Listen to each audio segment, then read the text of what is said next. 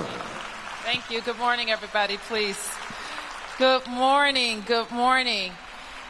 And welcome to the National Maternal and Infant Health Summit right here in Washington, D.C. I want to thank all of you for joining us today, this morning, and throughout the day. We have a series of very important discussions about how to make sure in the district that we have healthy moms and healthy babies, and that what we share, what we learn with our counterparts across the nation. So we know that we're showing up today in large numbers for women and babies and their fathers and everyone else impacted by our nation's maternal health crisis. Last year, when we decided to host this summit, one of the reasons for doing so was to bring attention to an issue that affects families and communities here in D.C. and across the nation. A researcher at Harvard School of Public Health recently described the issue of maternal deaths in the United States as a public health crisis that has been hiding in plain sight for more than 30 years. And this is the reason we come together again, because it is on all of us, whether we're a woman or a man, whether we have children or never plan to, regardless of our race, we all have a role to play in turning this crisis around. As the mayor of a major city, I know the issue of maternal health is about equity. It's an issue that gets to the heart of how we focused and fund issues that are important to women, and especially to Black women. Of course, though serving as mayor of my hometown is only part of my stake in the issue. As you know, just 15 months ago, I was blessed through adoption to become the mother of a beautiful baby girl, baby Miranda. And every day since, I hold her in my arms, I look at her, and she looks up at me, and I know we're in it together, and she has certainly been the light of my life. But like so many people, just the responsibility, the anxiety, and the stress of making sure I get it right occupies many of my woken and sleeping moments. To watch her grow up and discover the world, and to watch her reach developmental milestones is happening so fast.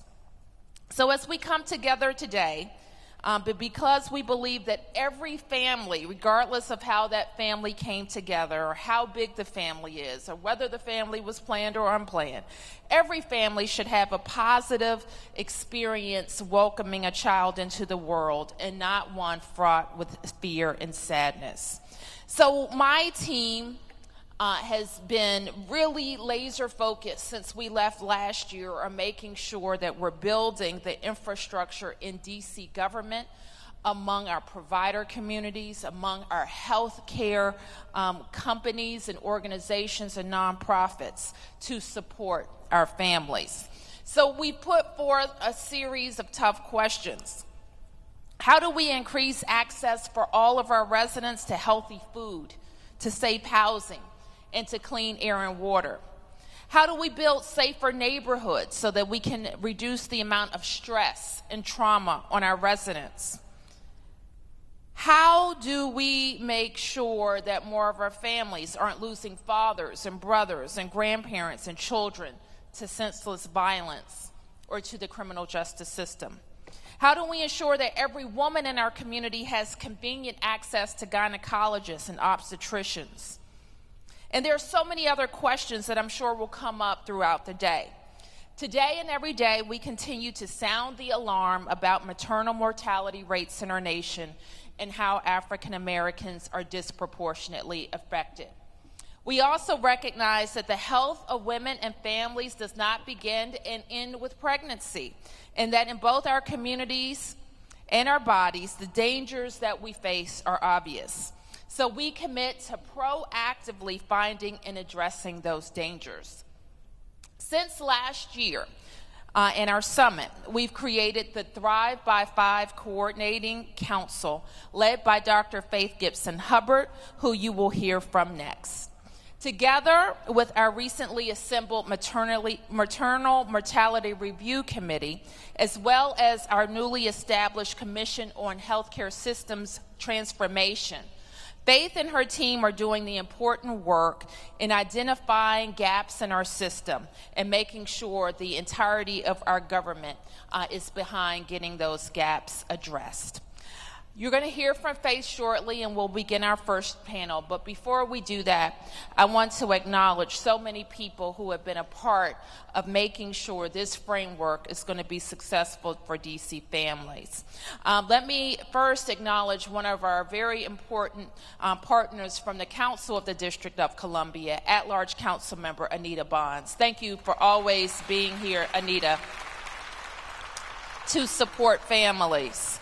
I also want to acknowledge members of my senior team, the City Administrator, Rashad Young, the Chief of Staff and Deputy Mayor for Economic Development, John Falchicchio, the Deputy Mayor for Education, Paul Kine, the Deputy Mayor for Health and Human Services, Wayne Turnage.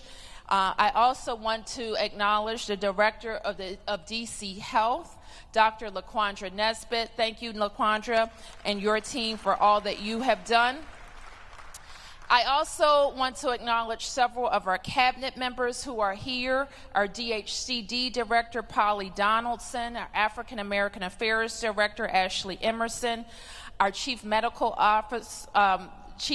Examiner, Dr. Roger Mitchell, our CFSA Director, Brenda Donald, Jennifer Porter, who leads Fatherhood Men and Boys, Women Policy Initiatives, Christy Whitfield, who leads DSLBD, Jennifer Smith, who heads our crime lab and our public health labs, and all that we do at DFS. So these are members of the Bowser administration whose responsibility is not women and babies, but everything we do is about women and babies. And that's why they are here to support these events today. So with that, let me turn to Faith, and then we will get busy with our first panel.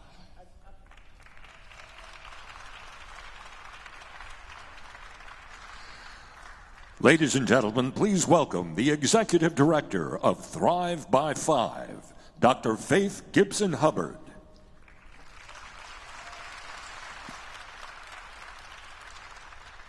Wow, so good morning.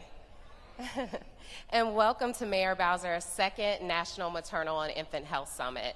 It is so exciting to see everybody in the room today. As we were setting up over the last couple days, I was wondering if all these chairs are going to be filled, and now I see that they are, for such a great cause.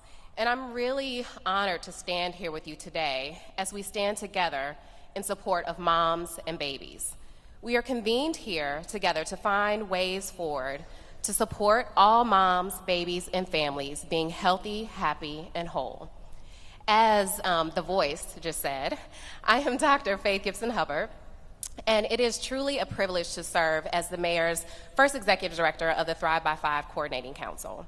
You see, Thrive by 5 is the manifestation of the conversations that happened at last year's summit. Our Mayor heard from you, and from that, Thrive by 5 was born.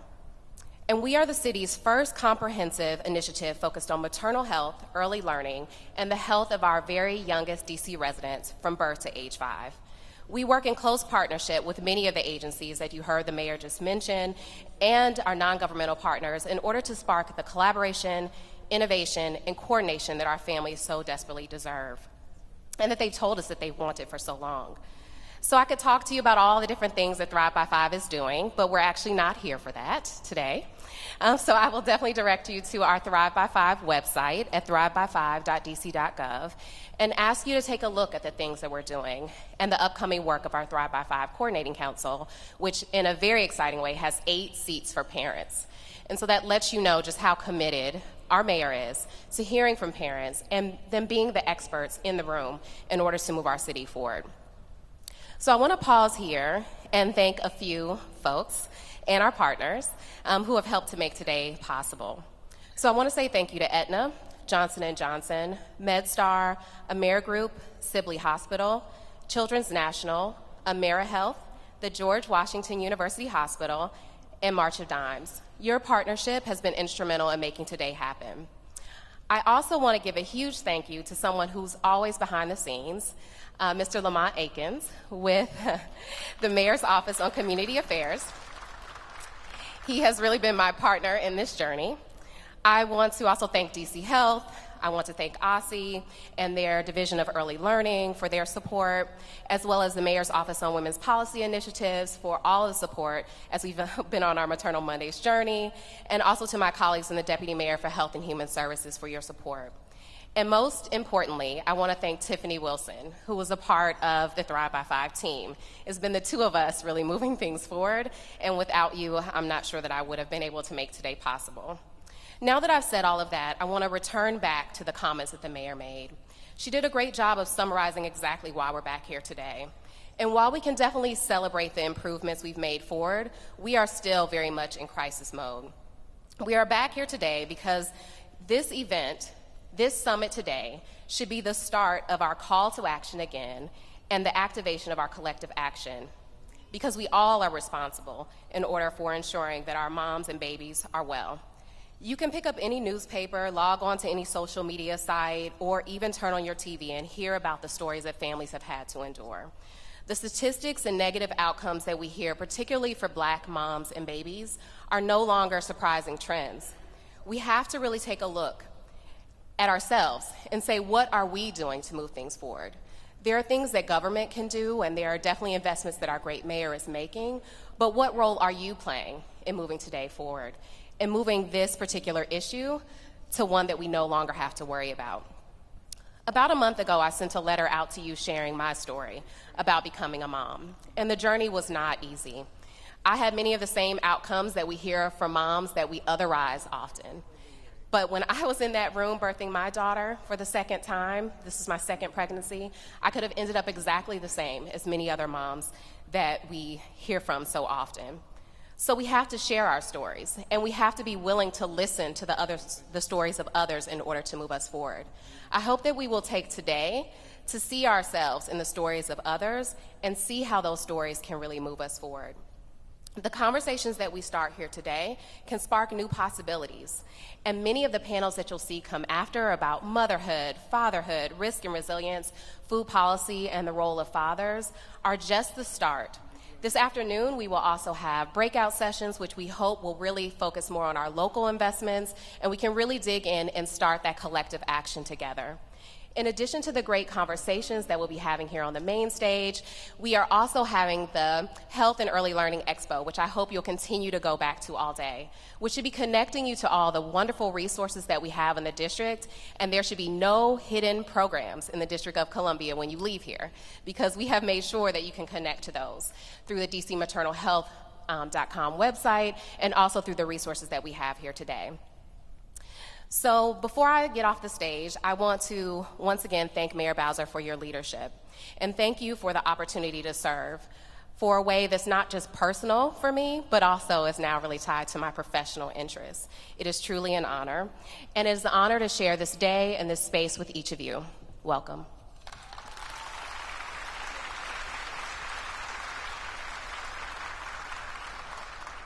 Ladies and gentlemen, please welcome the moderators for our first panel. Executive Director of Thrive by 5, Dr. Faith Gibson Hubbard, and the Director of the Mayor's Office on Women's Policy and Initiatives, Jennifer Porter.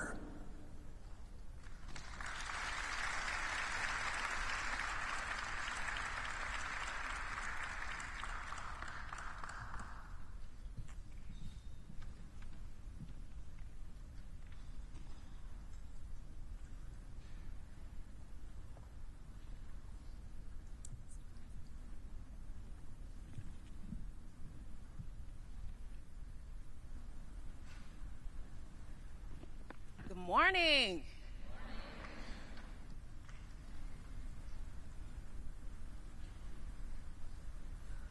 I have an exciting panel lined up this morning.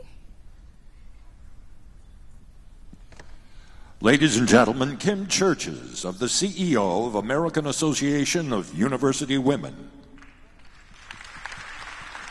Chef and TV personality and author, Patty Jenich.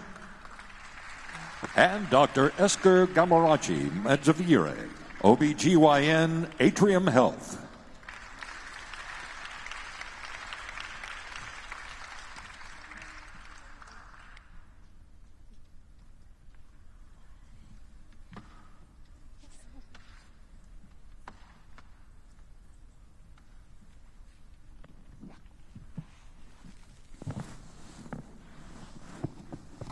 Ladies, and thank you so much for being here. This is such an amazing opportunity to have a conversation with power moms in the room. Thank you for being here. The awesome bios of our phenomenal speakers are in the program book and on the website. And when you have time, take a look and see the phenomenal things these women are doing. They're global leaders, they are physicians, and by far and large, they are moms. And so we're so excited to have a conversation today with you all about how you show up as moms in your careers. Chef Patty, I'll start with you. You have cooked as a chef around the world, at the White House for President Obama, and in front of 31 million families on your show. But your biggest responsibility is cooking for your little ones in your home. Tell us a little bit about how you show up for them as a mom.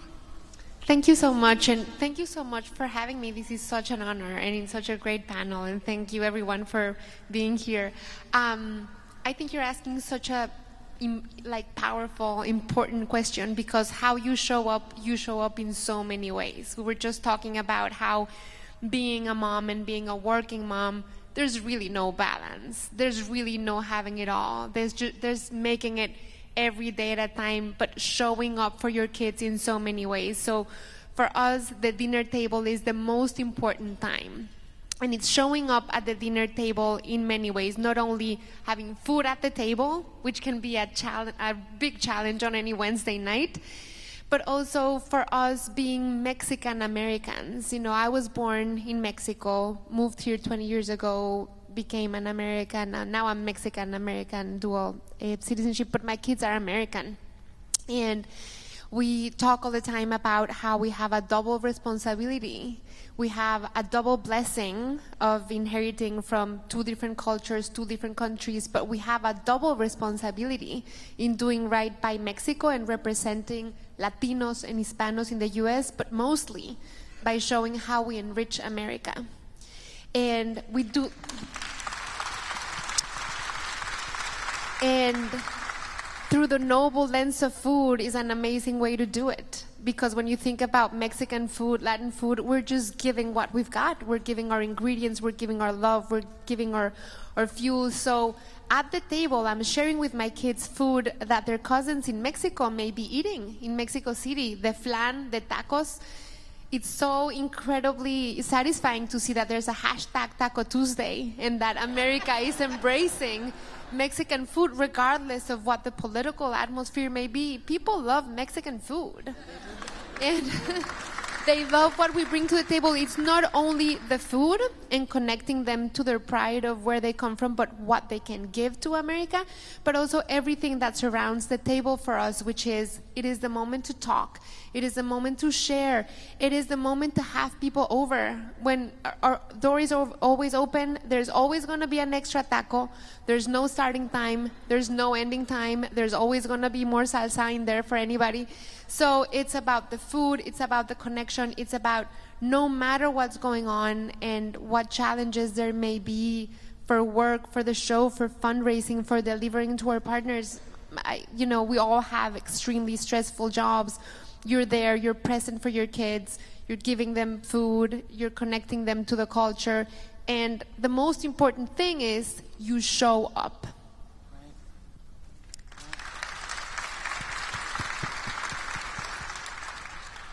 So as we launch into today's discussions, I think one of the things that has been mentioned as a thread is really connecting with our own narrative.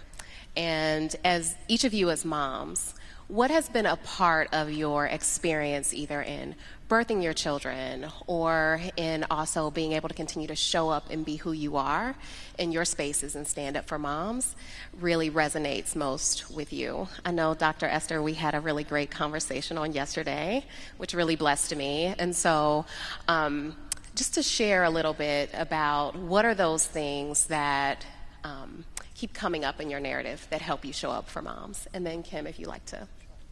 Thank you. Thank you very much. Good morning. It's an absolute honor and a privilege to be here, both as a mother and a practicing OBGYN. It's difficult for me actually to sit and figure out which way to answer this question because I've experienced it both ways. My history is that I had a very high-risk pregnancy with my son unexpectedly.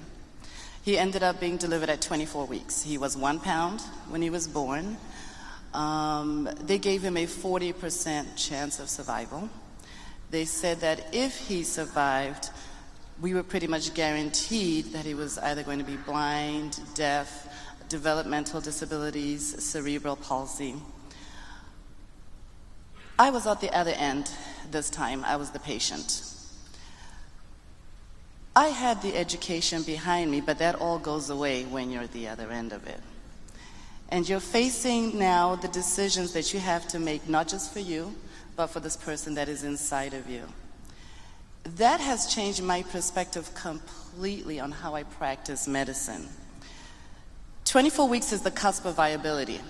So at that point, and this was 13 years ago, you actually could decide whether you wanted to proceed or not.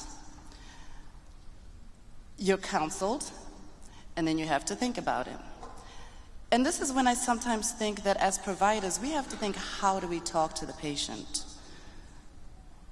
I had great care, and I don't hold against anybody what they said or how they said it because they were correct.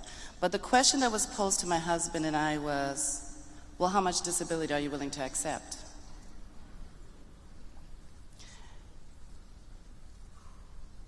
That's a tough question. I thought to myself, this child didn't choose that. So whatever comes, however this child is going to be, we're going to love him and we're going to take care of him, and that is our job.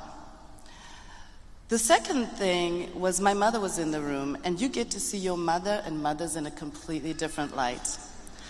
This mother's she's an amazing woman, and my mother's a physical therapist. And when they left, she looked to me and she said, I was waiting to hear what you guys were going to say. And I said, well, why? And she goes, because if you don't want him, I'll take him. After that boy was born, he didn't give us the choice about whether to resuscitate it or not, because he didn't need it.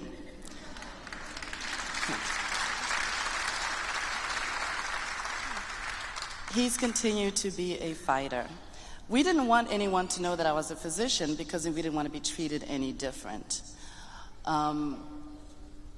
The experience that we are talking about is one that I then eventually had with my daughter, who was also a preemie, but not as bad as my son, in the intensive care unit. When we talk about maternal morbidity and mortality, and we talk about the disparity, it's very exciting to me because this is a watershed moment.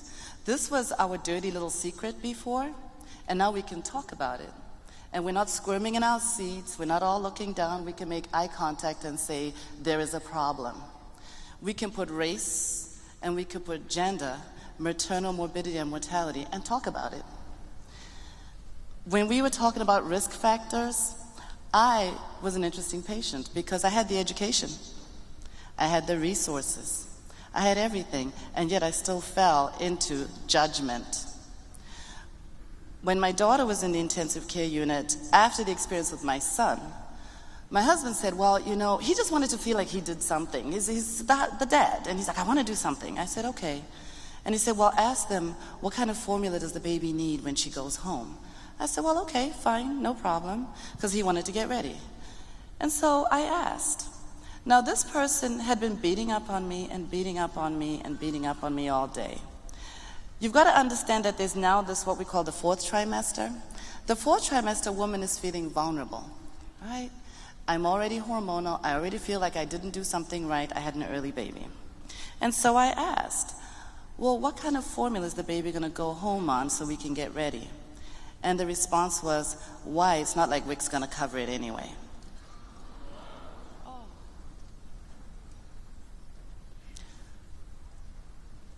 The assumption was made right there.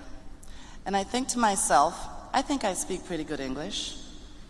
I think I present myself as educated.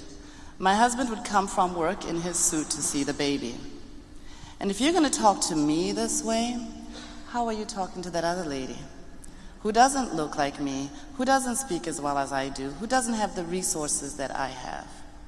And then, why are we shaming each other? This was a woman talking to me. Why are you shaming someone who's looking for help? And so this is what I work towards when I see my patients now. I have a sensitivity towards being a mother. I am open to, do you have questions? When I leave the room after seeing a patient before I walk out of that door, first things, did I answer all your questions? Next thing, is there anything else I can do to help you?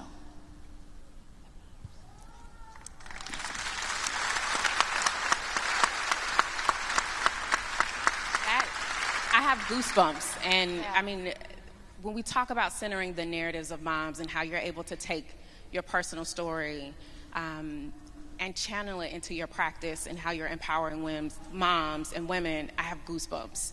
I want to encourage the audience. We are having this conversation online, and the hashtag is #DCMaternalHealth. All of these amazing quotes and things that the moms on this panel are talking about, amplify it, share the quotes, share the tweets, and we're going to continue to empower the community. This panel is awesome because you mentioned the role of your husband. We're going to have an awesome panel about fatherhood. And Chef Patty, we're going to have a great conversation later around food policy. I want to get to you, Kim. You have a global aim of empowering women as the CEO and president of AAUW. You're pushing for policy for equity for women, whether it's pay equity, work equity, and your reach is a global movement. How do you channel that as a mom, and how do you center your voice in empowering the women that you're serving around the globe? Thank you, and thank you to my fellow panelists too for so ably sharing and their stories. First and foremost, I'm a divorced working mom. Like our extraordinary mayor, I was lucky enough to adopt my daughter with my then husband almost 11 years ago, and she's a thriving baseball, not softball, baseball playing 6th grader right here in the District of Columbia. She's kind of a badass out there too, I will say. You might see her on a pitcher's mound soon. But in being unable to biologically create a family and having gone down the adoption trail, I also was really committed to my career and what I was doing then in academia and now in policy and education. But like Esther, I experienced some shaming as well because I chose to continue my career. Because it was about the economic security of our family, because it was about my intellectual growth as a professional. My then husband was seen differently in his role as a father than I was as a working mother.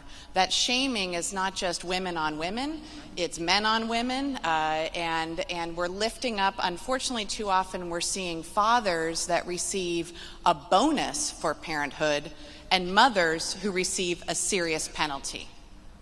And I mean an economic penalty. On average, working moms in this nation earn 69 cents on the dollar that working dads do.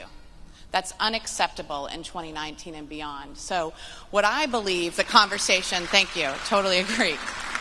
What I believe the conversation has to be about here is pragmatic and practical solutions so we all can thrive in our society. Again, these are not women's issues. These are families' economic security issues. This is about working families figuring out the paths forward that work for them. And families come in lots of different sizes, lots of different ways of moving forward. I'd also say, as we lift up women in these roles, is understanding, again, that there's not just one policy that's going to fix it, although I really commend Mayor Bowser and the cabinet for all they're doing to make sure that women, mothers, fathers, and caretakers have the resources they need to help their families to thrive in meaningful ways. That said, policy alone doesn't change decades-old behavior. Basically, in the workplace today, we still are setting up systems that are like out of a Leave It to Beaver or Ozzie and Harriet show. Okay, what do I mean by this? That the lovely white man comes home from work with his briefcase and the doting wife is at the door with a hot apple pie in the oven and a roast chicken on the table. Is that your experience today? It's certainly not mine. I might be coming over to her house for Taco Tuesday tonight. But I think as we think about our systems, it has to be more, not just about policy, and on policy it means absolutely equal pay for equal skills and equal work, first and foremost. Secondly, it has to be about parental leave, and I say that with a capital P, not a capital M. Capital P on parental leave. Flexible schedules so that we're working in ways that allow families to live their lives in meaningful ways and earn a living wage. And yet, friends, we also have to make sure we're checking our own individual biases. Nobody should be shamed because they choose to continue their career on mission-based work that they care about. Everybody deserves the opportunity to look themselves in the mirror, check their own biases and discrimination, and help to make others grow. So that's how I think about this work.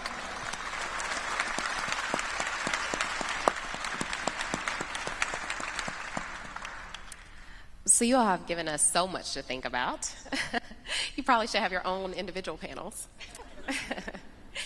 But I want to talk about expectations that you put on yourself as a mom. I know I've put many, like being okay, and some of the other preconceived notions that you believe people have about you as a mom in your space. So that's really open to any. So expectations that you put on yourself as a mom, and also some of those preconceived notions. That is a big one, and that is a tough one. And I think that is mostly because as women and working moms, the toughest and most unforgiving expectations come from ourselves. So as you were saying, we get the shaming from deciding how many kids you're going to have or when you're going to have them, or the accent that you have. I've had so many obstacles in my career because of my strong Mexican accent. And also, as you were saying, as a woman that works, you're expected to balance and have the apple pie and have the roasted chicken in the oven and do everything. But I think it is mostly coming from ourselves, and that sense of not being able to fulfill those roles that are ingrained in culture, in our family, and from our kids, from what they see on TV. So there is this sense, especially when as a woman, I feel like we are pushed to find other ways that are not conventional, because that 9-to-5 job, you just can't do it. So many women that have kids are forced to look for entrepreneurial, small business, start at home, start your own thing, which is what I had to do.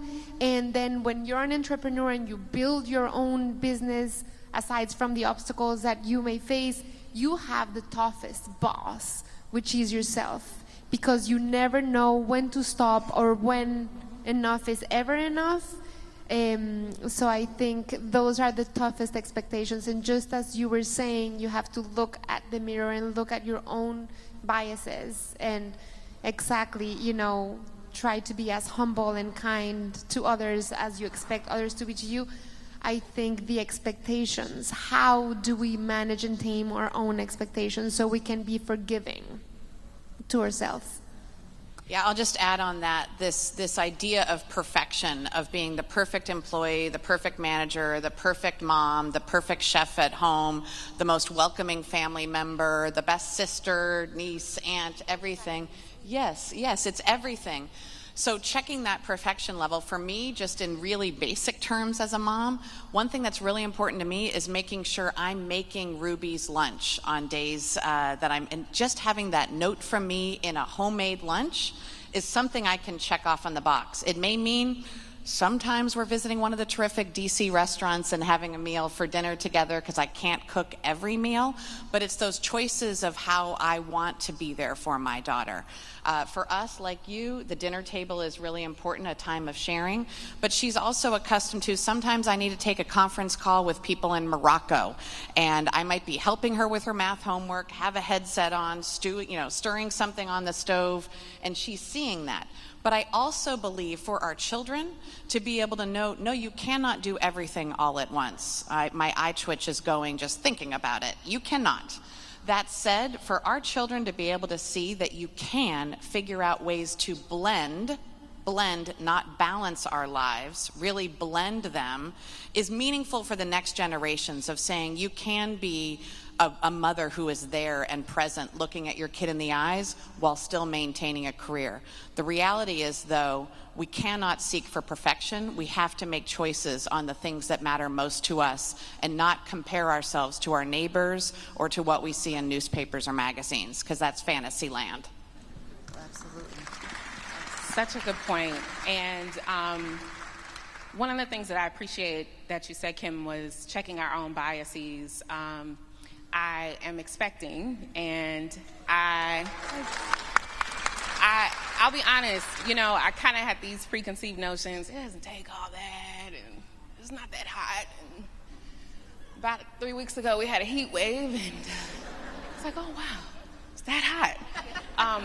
But that experience kind of grounded me, and it's allowed me as an expecting woman, as a community leader, to really take that perspective to the work that we're doing. And my question, last question for each of you all is, how are you taking your journey, your career, your life, your experience, and how are you centering the voices of moms in your work and championing them every day? Okay. Well, first, if I can go back to one thing, I think for mothers, what I try to tell you is give yourself a break. Cut yourself a break. Okay, nobody is that perfect. The next thing I will tell my pregnant moms, the celebrities make it look glamorous. It's not. Okay? It is not. They all have assistants and trainers and chefs. You don't have that. So it's okay So it's okay for you to feel down, to feel tired, to feel like you can't do it all. And then you have to take care of you. Okay? You are no good to your family if you yourself are not healthy. Okay? In terms of how I have incorporated what I've learned into my practice, traditionally the provider-patient relationship has been paternalistic, a little bit dictatorial, right? You come in, I tell you what to do. We need to change that and make it collaborative.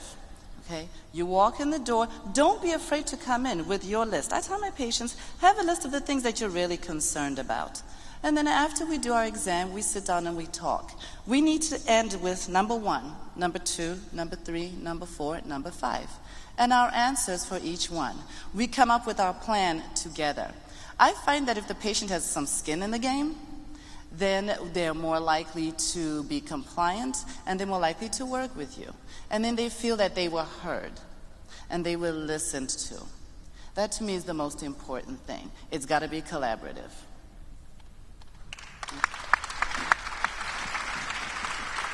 So I have the pleasure of getting to travel this nation, and I'm in red, blue, and purple parts of the country really frequently. And so I think the number one thing I can do, both as a working mom and as a professional trying to advance gender equity in society, is to have active listening ears on.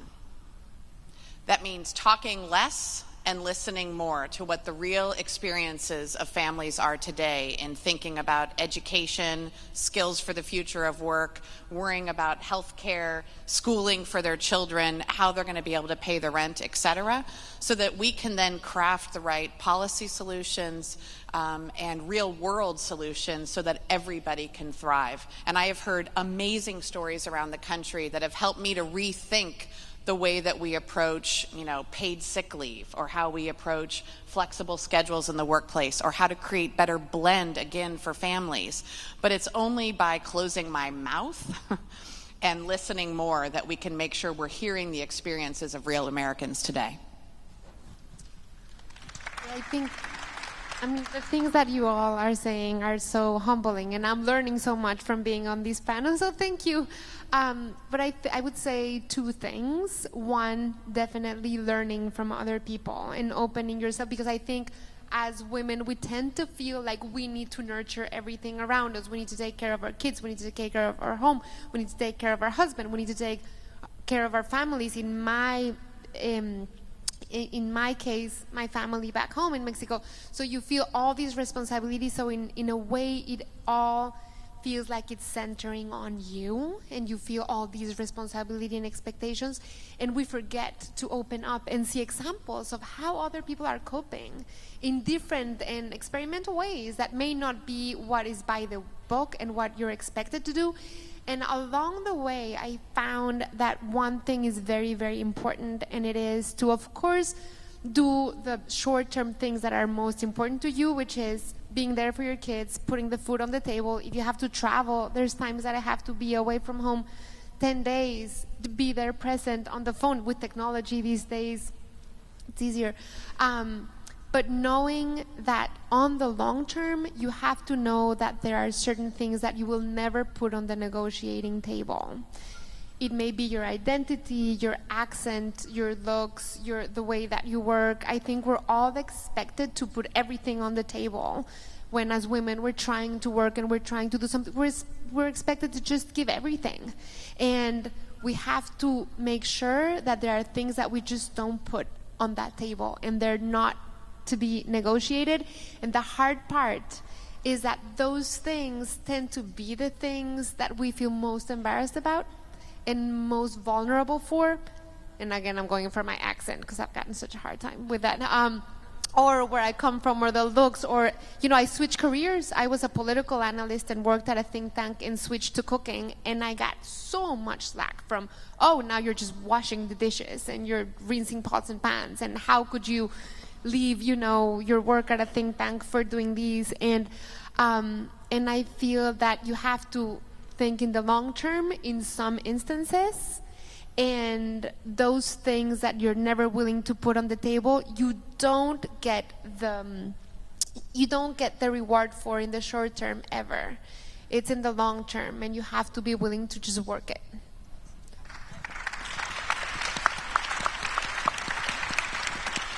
So it appears that our time is coming to a close, and it has really been an honor to share the stage with you, and also congratulations to Jennifer.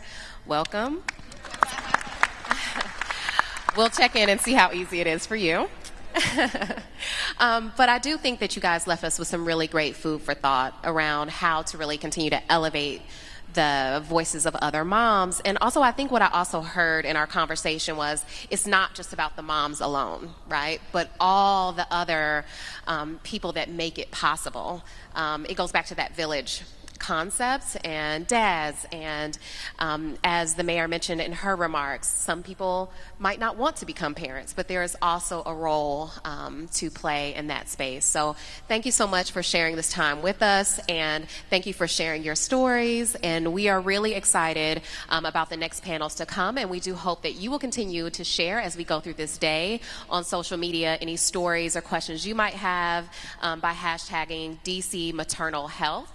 And you can do that on any of the social media handles that are out there. So the next panel will be coming up shortly. Thank you.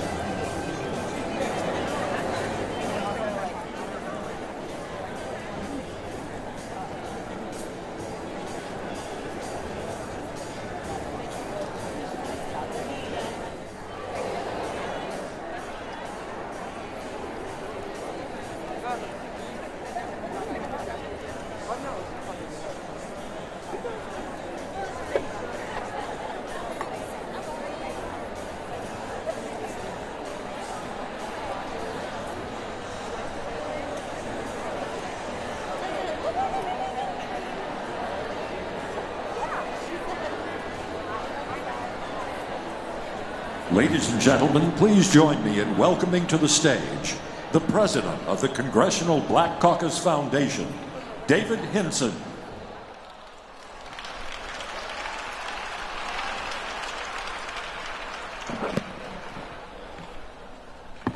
Good morning. What an amazing panel that you just heard. Let's give that last panel a round of applause, please.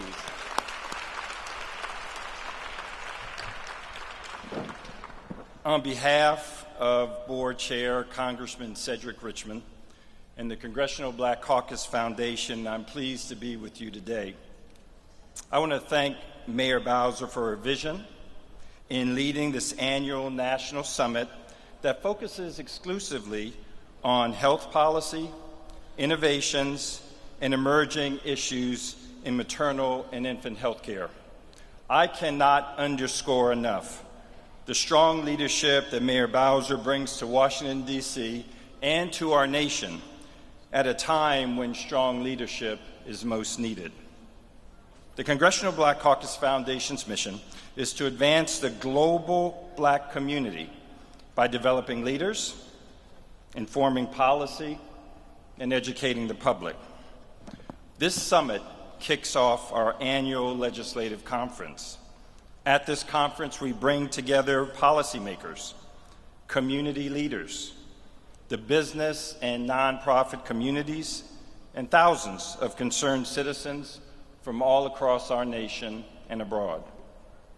Our theme for ALC 2019, 400 years, our legacy, our possibility, speaks boldly to our rich history of not just surviving or overcoming, but dreaming and striving for our highest aspirations.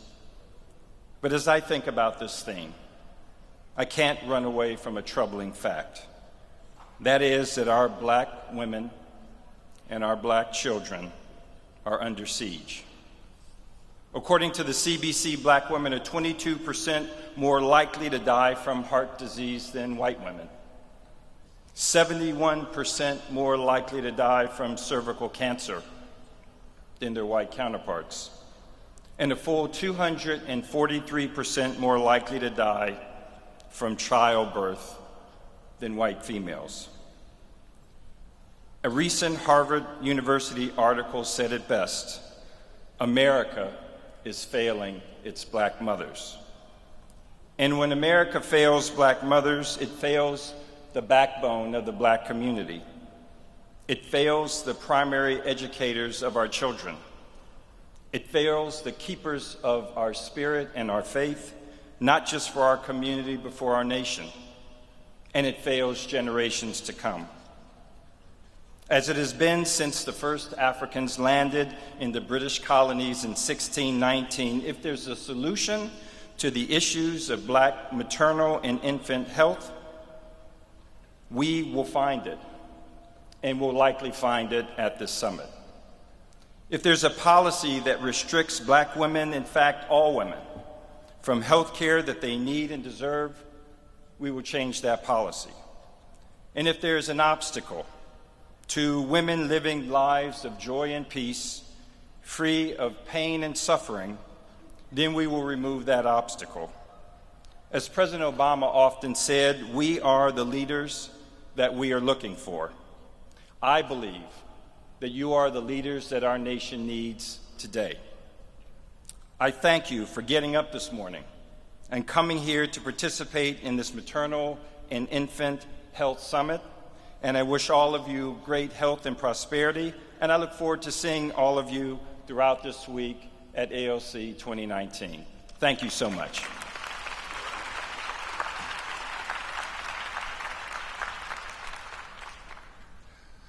Ladies and gentlemen, please welcome our moderator for early exposures in life, Understanding Risk and Resilience to Improve Health and Education, Dr. LaQuandra Nesbitt, Director of DC Health.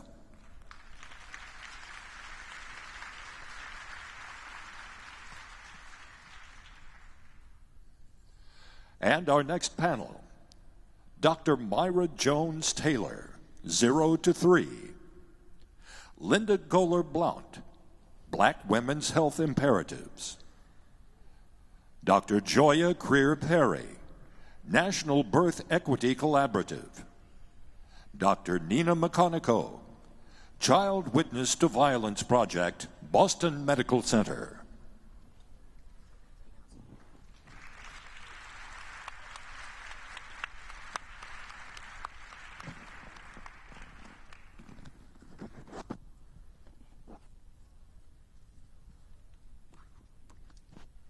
Welcome.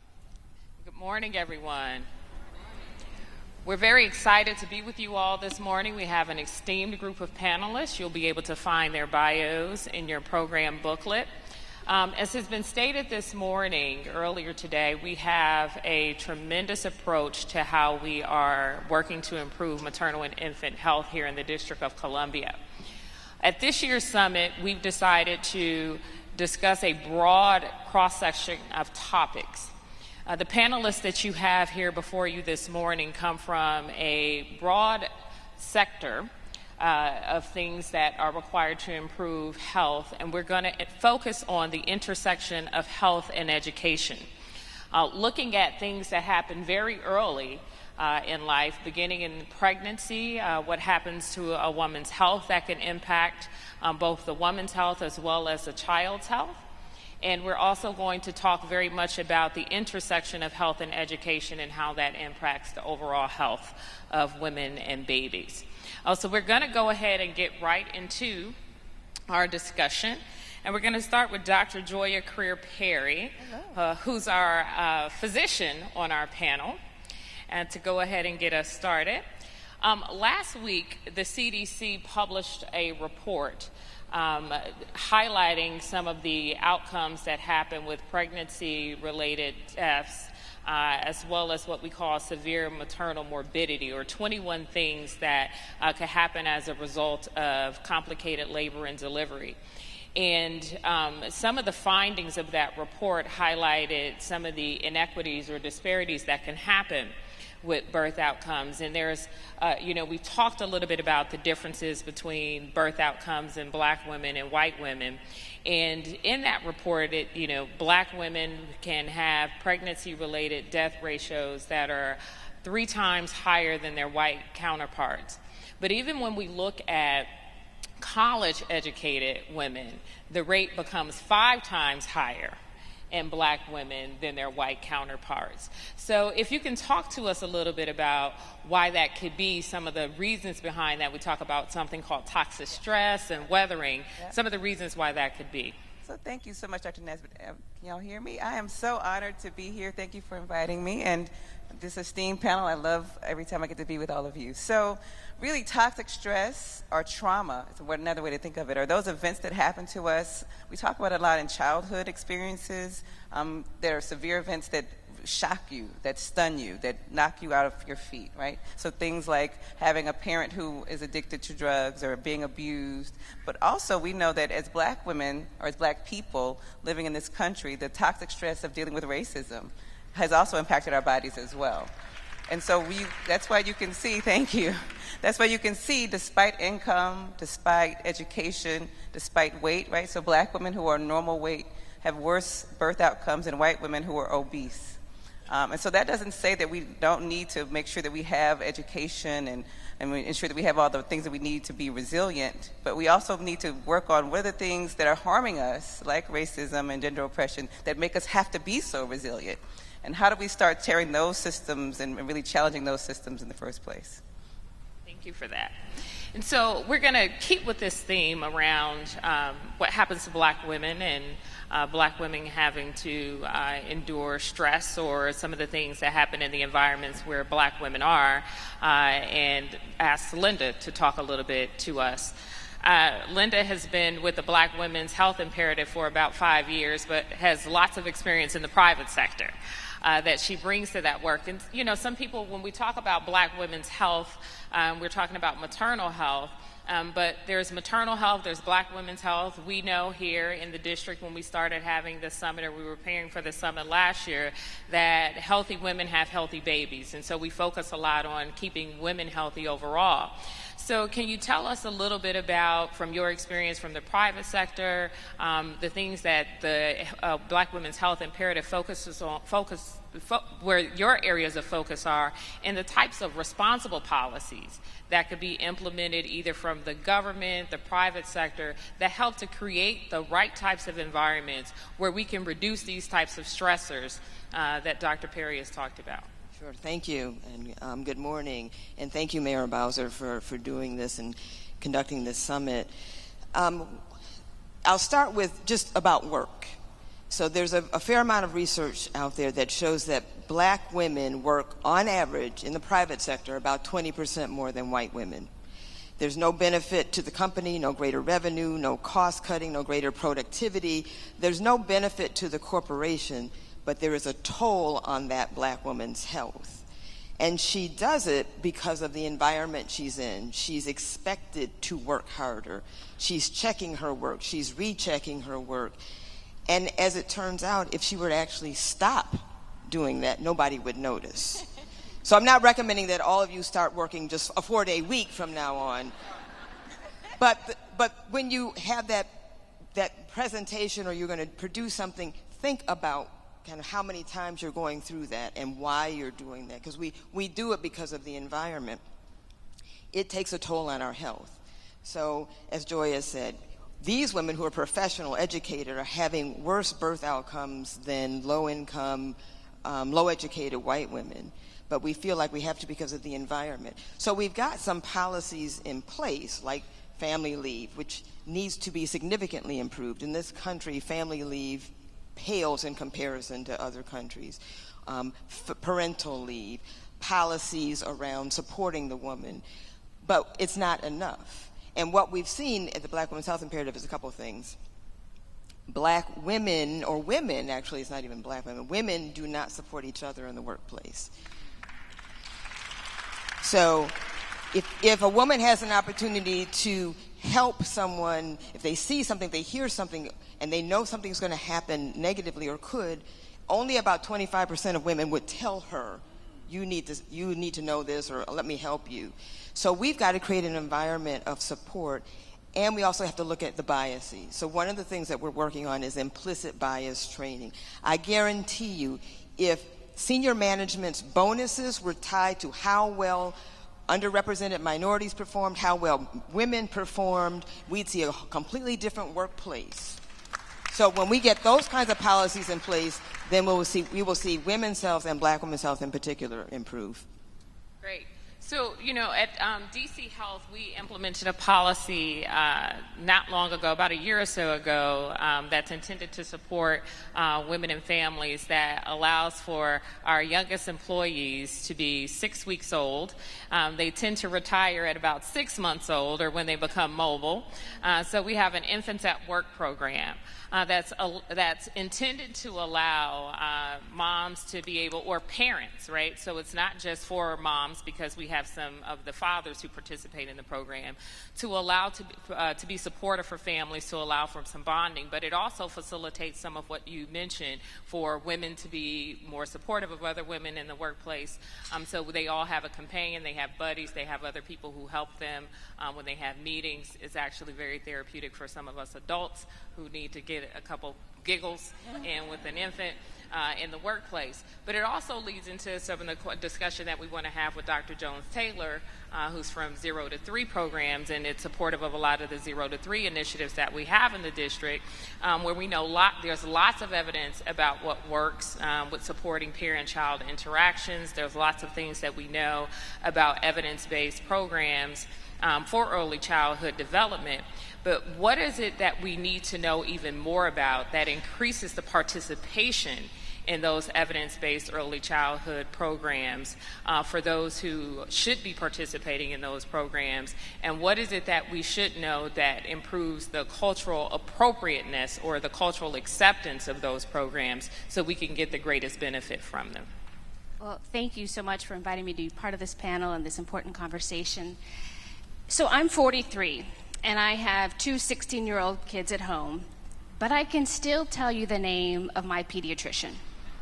Dr. Dagmar Horvath was a constant source of comfort and security for me as a child, and so was the nurse practitioner who worked with her. And I can't remember her name. I'm pretty sure it was Millie, but I can certainly see her face and her hands. I had severe asthma as a child, was hospitalized multiple times for pneumonia, and I knew they were in my corner. They were even more important to my mother, who is a single mom, poor, high school education, but she knew, just like every other parent out there, I've never met a mother who did not want the best for her child, but she knew that Dr. Horvath and Millie were always in her corner.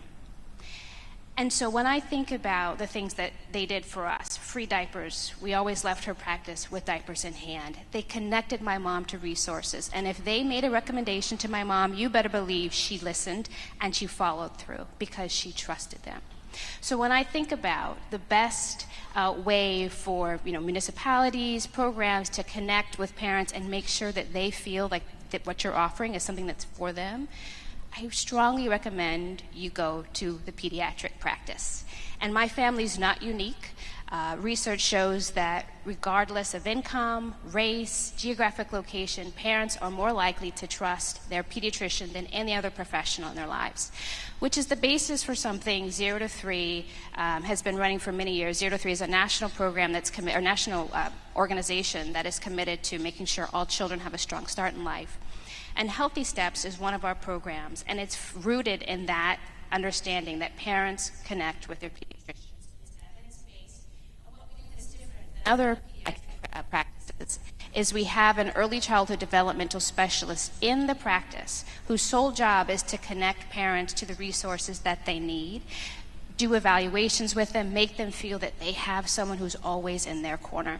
And the research is clear that families who participate and have Healthy Steps are doing much better than families on several indicators. Just a few in terms of early literacy and early learning. We know that parents are far more likely to read to their children if they've been part of Healthy Steps. We also know that they get resources. They're 4 times more likely to get resources, be connected to resources in their communities if they're part of Healthy Steps. We are in 22 states. We're in the district and 2 sites at the ARC, and we're really proud of that work. And so I'm glad that the mayor and DC is supportive of that work. Dr. Perry, I'm just going to go back to you really quickly.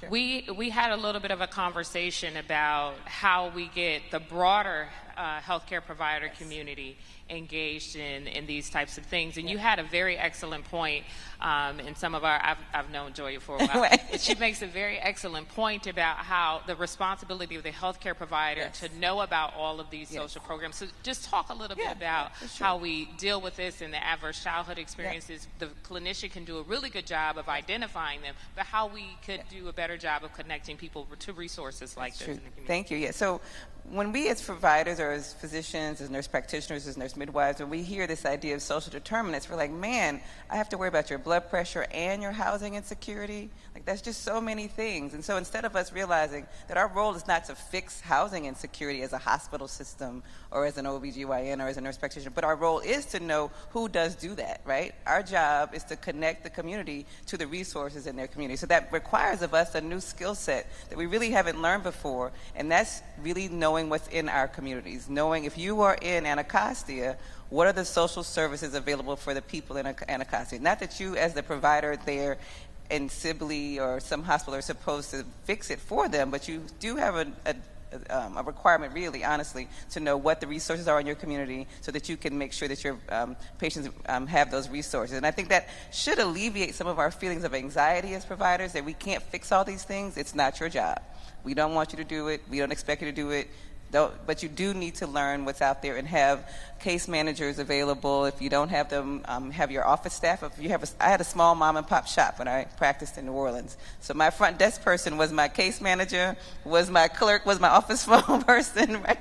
But she knew everything in uptown New Orleans. She knew how to get the patients to those things, and that trust that you talked about is so important. So I'm hoping that there are providers in this audience that you really rethink about your role when it comes to social services. It's not to provide them. We don't want you to own doulas. We don't want you to take them in, but we do want you to know who they are and support their work. So, Dr. McConaughey, along some of those same lines and this notion of knowing the communities in which we're embedded, and really knowing some of the things that can create adverse childhood experiences. And we think a lot about, as was talked about earlier, what we call the adverse child experiences. So witnessing violence, for example. Whether you're witnessing violence at a community level, we talk about that here in the district, getting people to understand the different types of violence, domestic violence, violence in the home, intimate partner violence, or community level violence, and getting to know the your environment, wherever you practice, if you're some type of clinician, or wherever you provide educational opportunities, if that's what you do, and what could have happened in recent events that could be creating a stressful environment for anyone who you're providing care or services to. So can you talk to us a little bit about, what potential impact can community violence have on a child's overall development, right? And so this whole concept of what happens to us throughout that impacts our health, and what types of strategies can be implemented at a very early age, right? As soon as we bring that infant home and getting them ready to be ready for school, learning in pre-K, learning in pre-K4, learning in the very early parts of their elementary school education. How can we help to, again, create resilience in our children at a very, very early age? So thank you for inviting me to be part of this panel. It is truly an honor to be on the stage with these very powerful and esteemed women. And I think, to answer your question, the research that we have now is pretty clear about the impacts of ACEs and toxic stress or trauma, whatever you want to call it, and we know that it can have pretty significant impacts on the developing child, not only kind of once they are born and that they're witnessing and experiencing these things, but also prenatally as well. And it can, result in a whole host of difficulties in terms of the way that they form relationships, right, with other people, significant caregivers. It can have impacts on their regulatory system and the way that they're managing their emotions and how they can communicate and express themselves. And as some of my panelists have already said, it can also have significant impacts and effects on their physical, emotional development as well. But we also know that there are some pretty specific things that can be done that can help mitigate and serve as buffers against some of these negative impacts in brain development and early development. And one of those things is, and it seems very simple, and it might seem very common sense, but it is this notion around thinking about positive, healthy relationships with significant adults around them. And that is something that everyone can do, regardless of where you come from, what your ideas, your beliefs may be, education level, right? And it's kind of thinking about those very early relationships, right? And how do we make kids and caregivers feel safe? How do we help them to regain their trust, right, in the world and people around them? And how do we help kids feel a sense of agency and esteem, right? And feel like they are special, they are unique, and that they have positive things that they can contribute, right? Because these are things that we also know we can call them protective factors, but they're also things that result in kind of thinking about our overall success in the world and in our lives in general. And so at my organization, we do a lot of work. We do direct services. We also do a lot of training and advocacy work. And one of the things that we think a lot about is working with adults, right? And working with adult providers who are in the various systems and agencies that are working with young kids and their families, right? That it's, I think, oftentimes we have this idea around it's an individual's problem.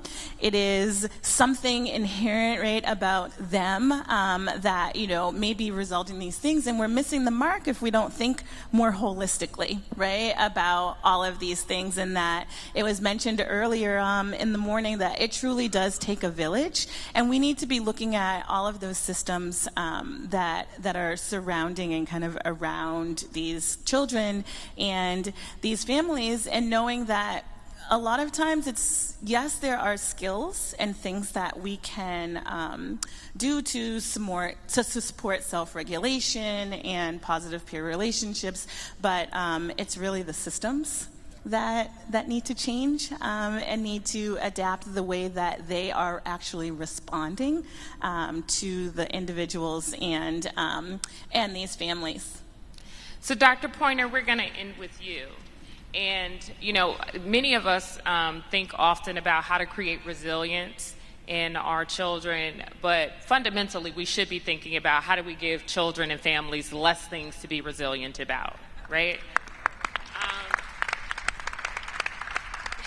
So you've been in the classroom setting, you're an educator, you've actually been able to witness how the things that children are exposed to, that they're developing some of the skills to become resilient. Why don't you give us some feedback in terms of what happens to children in the external environment impacts their ability to be active and avid learners, and some of the things that we need to be able to put in place to improve their likelihood of being successful in the classroom and to be college and career ready? Certainly.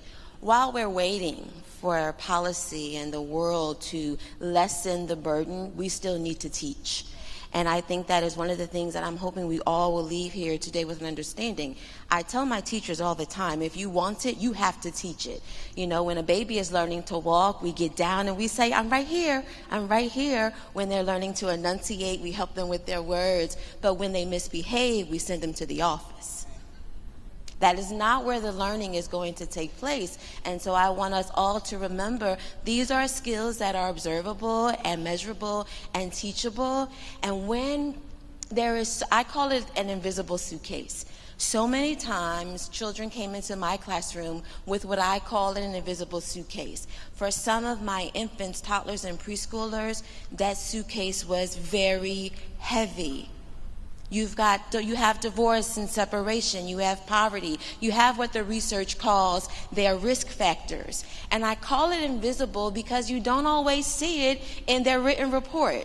You don't see it in the file on that child. That's why I call it an invisible suitcase. But you know what I do see? I see challenging behaviors sometimes.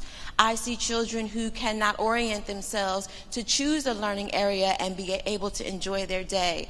I see a little one who sits quietly in the corner of my room, but because I have so many children who are exhibiting externalizing behaviors, I may not be giving her the attention that she needs because I have the hitting and the fighting and the biting because of what's in the children's invisible suitcase. And so what I had to remind myself as a protective factor is, Nefertiti, you can't change it all, but you can do your part. You can do your part. And resilience, what I'm learning from the research is that it won't alleviate every risk that's in the child's suitcase, but what I like to say is it gives them some muscle. And unfortunately, for far too many children, they require a lot of muscle because of things that are happening to them that they have nothing to do with. But I do think that as a practitioner, I can teach them, you know what? It's okay to be angry. Let's talk about some strong ways you can say that. You know what? It's sad to see mommy leave you. I know that hurts. Let's write her a letter, and I bet you she will be super excited to see it when you come back. The other thing that I'm learning from the research is that the skills are rather ordinary, not as extraordinary as we once thought. Ann Maston is one of the primary seminal researchers in the body of resilience research, and she actually has a book that she titled Ordinary Magic. You know, you can have simple moments with your child where it's just about the two of you. This morning, as my husband and I walked our daughter to the school, to the building, she said, "Mom, will I be able to drive one day?" I said, "Absolutely." She said, "Well, can I do it now?" I said, "Not now, not now, but when I get bigger." I said, "Yes." And then she said, "Well, I want to learn how to cook too." I said, "We can help you with that too." I offer those examples because the research says one of children's protective factors, adults too, is optimism. We can teach our children, even in a world where you watch the first 5 minutes of a newscast or you read the first 5 articles of a newspaper, you don't feel optimistic. We can teach our children not yet. We can teach them tomorrow. And unfortunately, when there's so much stuff in the suitcase, they sometimes are hungry, and I can't be a good teacher when they're hungry. They are sad, and I can't be a great teacher when they're sad. They're also sometimes worried because the last thing they heard was an argument between mommy and daddy, and that's on their spirit is what I call it, wondering what things are going to be like when they get home. So health for me is mind, body, and spirit, and I don't mean to infer that of a religious connotation.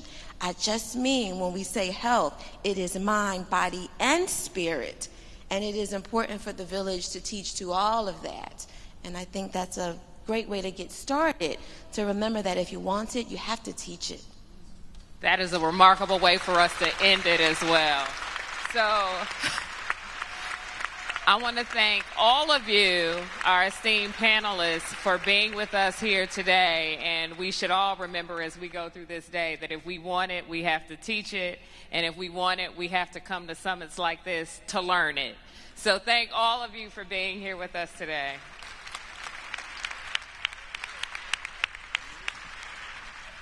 Ladies and gentlemen, please welcome to the stage the president of the March of Dimes, Stacey D. Stewart.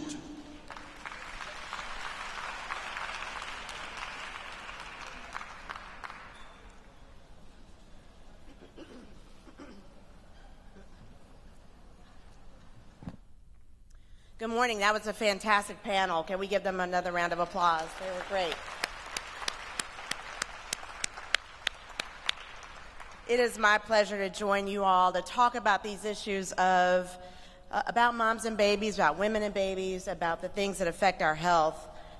And I'm referring to maternal mortality and morbidity, infant mortality, premature birth, maternal care deserts, and the social determinants of health. These are issues that collectively contribute to a health crisis for women in America, as we've been talking about all morning. And it's before, during, and after childbirth. First, I want to thank Mayor Bowser for amazing, amazing leadership. Can we please give Mayor Bowser a round of applause?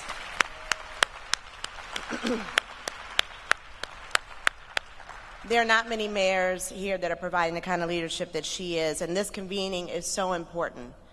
It's a privilege to be surrounded by so many people, so many women on this stage and others who are already engaged on the front lines of these issues and working to make change happen in a very meaningful and a very important way. As President and CEO of the March of Dimes, I spend every day focused on finding solutions for better health outcomes for America's moms and babies. Today in America, we face an urgent maternal and infant health crisis. Every 12 hours, a woman dies due to complications resulting from pregnancy. Every year, thousands more experience serious health impacts, and 400,000 children every year are born not into a loving set of arms of a parent, but into the sterile environment of a NICU. Nothing sums up the state of the situation that we face in America as well as this one fact. In 2019, the United States of America has become the dangerous, developed nation in which to give birth. So let that soak in for a minute. The United States of America is the most dangerous developed nation in which to give birth. So how do we get here? Globally, between 1990 and 2015, maternal deaths dropped by 44% everywhere around the world, but not in the United States, where we actually saw an increase in deaths, where black mothers died at a rate of 4 times that of whites.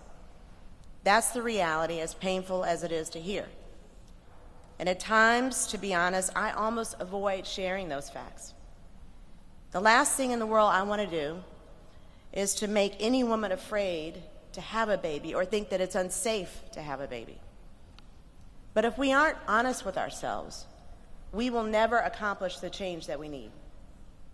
The challenge for us is to seek the change that can begin to reverse this trend. And it starts with acknowledging how we got here. The roots of our problems today can be found long before our time. Dr. Joy Career-Perry just shared a little bit about this, that women, particularly women of color, face racism and discrimination that stems all the way back to slavery. And this is an unfortunate legacy that we have still not completely yet overcome. We're still confronting ingrained societal behavior when it comes to health care, in which women are treated with less respect than men, and a world in which black women are faced with less respect than white women. I remember talking about many of these issues when I was even growing up. I was born in Atlanta, Georgia. My father was a physician. He practiced for 50 years. And I saw firsthand the issues of racism and discrimination and the issues that faced so many black women, because those were many of his patients, especially black women on Medicaid and Medicare, and the challenges that they faced in receiving proper health care. I also saw, and I'm going to share a little bit about my age, I guess, the impact of a segregated healthcare system. And that was epitomized by the largest public hospital in the Southeast, Grady Hospital. My father committed his time outside of his practice to ensuring that hospitals across the South were desegregated, including Grady. I was honored many years later to serve on the board of Grady. But we continue to face the reality of a healthcare system that is not working for black women. Inferior insurance coverage, lack of access to insurance, maternity care deserts, the stigma that black women face just going to routine treatment. So as I stand here today, I take inspiration from the energy in this room. The truth is we can't give up hope. We must believe that this is a problem that we can fix. By coming together, our collective power can force the change that we need to reverse these statistics. So what does this mean? Well, there are 3 things that we need to do, and this is the focus of the March of Dimes. First of all, we must build awareness of the dangers, not to scare people, but to surface the facts and to use them to force change. We need to use awareness to empower and embolden ourselves and our communities. Many women on this stage have really bravely shared so many of their stories today and in the lead up to this event, and this is an example that we all need to follow. We shouldn't shy away from our stories. Our stories give strength to ourselves, and they give strength to other women as well. And each of us has a story. And at the March of Dimes, we've been calling these stories #unspoken stories. These are the stories that lift up others, and they are the hardest to tell because they are honest and real. But if you're willing to share your story, we would ask you to join us outside at our Unspoken Stories area, and please share your story so that we can give strength and hope to others. The second thing we need to do is we need to advocate for specific policies that can make a difference. A strong national and local advocacy effort is essential to achieve the change that will begin to reverse these appalling statistics. What are some of these policies? We're talking about important steps like implementing maternal mortality review committees in every state. Committees that can collect data, design interventions, and hopefully save lives. We're eager to see these established in every state, and we're excited to know that DC has its own maternal mortality review committee. But it's also legislation like newborn screening legislation, which is actually being debated in the Senate right now, or more additional maternal health legislation, which is actually being discussed on the Hill as we speak. With the newborn screening legislation, I really don't know how much more debate is needed on this bill that will ensure that 4 million babies in the U.S. each year continue to get critical life-saving screening. Congress should pass it, and the President should sign it now.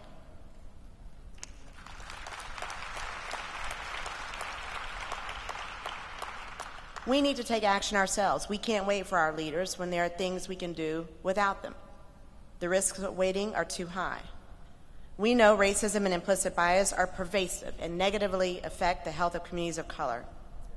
We can push back against institutionalized stigma by providing better training to healthcare providers. We're doing that at the March of Dimes, and we'll be launching a provider training addressing implicit bias later on this fall. We need to design and implement a new approach to healthcare, to take ownership of our health, educate ourselves about what it means, and recognize that what the system has provided historically may not be what we need today. That means we may need to stop looking only at physicians as the silver bullet solution to our healthcare needs. It's 2019. We need new tools. I think she agrees, right? Yes, I hear you. Women today don't live the way that we once did 50 or 75 years ago. The system needs to meet us where we are, to listen to us, and to respect us, so we can put the solution in our own hands. We should be exploring and developing greater use of proven practices, proven methods, like the use and the partnership with midwives and with doulas.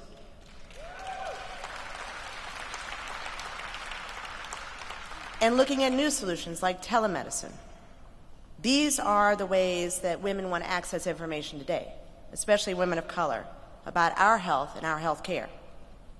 So this is why I'm at the March of Dimes, and it's why we're leading the fight for the health of moms and babies.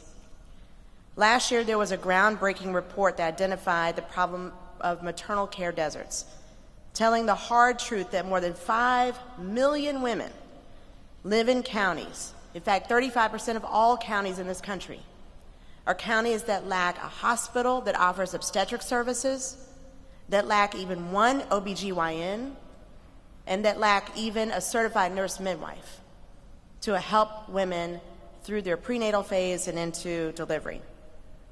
This affects about 150,000 babies born every year.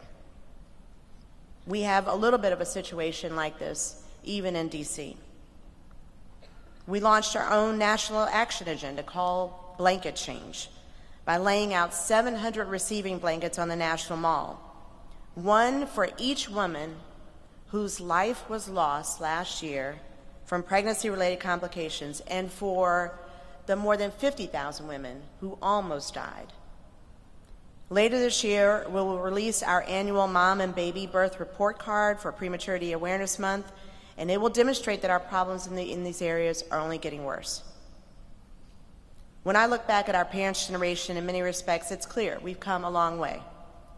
But the changes and challenges that we need to face and that we do face today are more subtle, they're more systemic, and they're invisible. And we have not come close to achieving equity.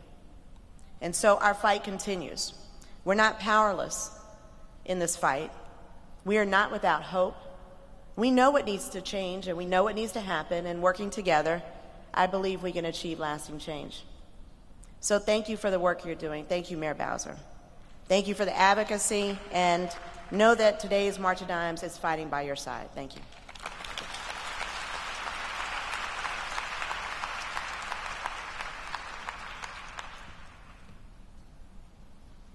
Ladies and gentlemen, let's give a warm welcome to Oliver M. Johnson II, Executive Vice President and General Counsel, Medstar Health, our social media cafe partner.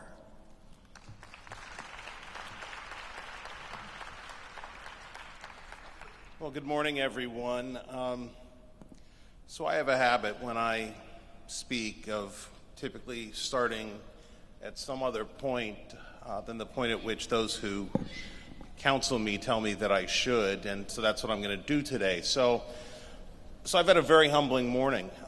I was asked to come here and give greetings from Medstar Health, which I'll do in a moment, but I first want to take a personal moment to give thanks. I didn't expect to get what I've gotten so far today. I was here for the mayor's remarks, and I was here for the first two panels, And I wasn't reflecting on the remarks that I'm about to give, but I was reflecting on the fact that I'm the father of two Afro-Latina daughters who are trying to move through this world that two panels just discussed. I'm the husband of a woman who's far too good for me, and my number one goal in life is that she never realized that. But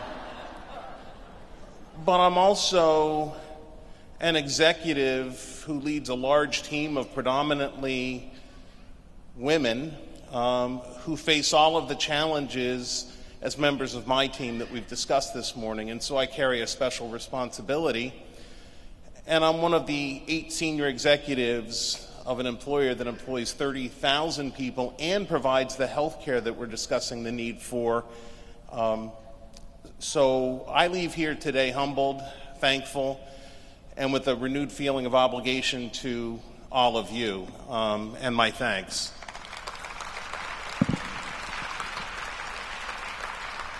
So with that, good morning, Mayor Bowser, invited guests, mothers and mothers-to-be of the District of Columbia. On behalf of Medstar Health President and Chief Executive Officer Ken Samet and the entire Medstar family, I'm honored to welcome you to the second National Maternity and Infant Summit. I'd like to take a moment to commend Mayor Bowser and her team for once again bringing together DC residents, including current and expectant mothers, members of the city's health community, and elected and appointed officials to highlight the importance, I would say the critical importance, of sustained high-quality health care before, during, and after childbirth across all 8 wards of the district. Medstar is committed to being on the forefront of delivering these maternal and infant health services to all residents of the District of Columbia. As many of you may know, Medstar provides maternal and infant care services, including critical care, in the District of Columbia at Medstar Washington Hospital Center and at Medstar Georgetown University Hospital. Last year alone, these 2 hospitals delivered approximately 4,500 babies. In addition to the superior clinical teams at these hospitals, Medstar Georgetown University Hospital offers a wide range of classes designed to help expectant parents prepare for a baby's arrival. These classes range from childbirth, breastfeeding, and infant care to safety and parenting skills, things that we've talked about this morning. Georgetown's Kids Mobile Medical Clinic, which it runs in collaboration with the Ronald McDonald Organization, provides high-quality, convenient, and affordable primary care to children and adolescents across the city, but with a focus on those in wards 6 and 7. Locations include public housing communities where over 2,000 children live, as well as a residential charter school. The services offered by the mobile clinic include regular checkups, sick visits, immunizations, and chronic disease management for ongoing health concerns. And I'm pleased to note that each year this mobile clinic provides a true medical home for approximately 800 young patients who might otherwise have no access to health care. And at the Medstar Washington Hospital Center, midwives and OBGYNs are dedicated to delivering exceptional care to women and their families. So Medstar has a table outside with information on these and other Medstar programs, and I encourage you to visit them, meet the members of my team, and learn a little bit more about what we can do to help in the mission that's being discussed here today. But again, I will take from today not just the thought that we have to be ever more committed and ever more vigilant in providing the support that the community has made us the stewards of, but with the recognition that I, personally, as a husband, as a father, as an executive, can take much from this very important gathering and apply it to good cause in my support of Medstar's mission. So thank you, welcome, and have a great day.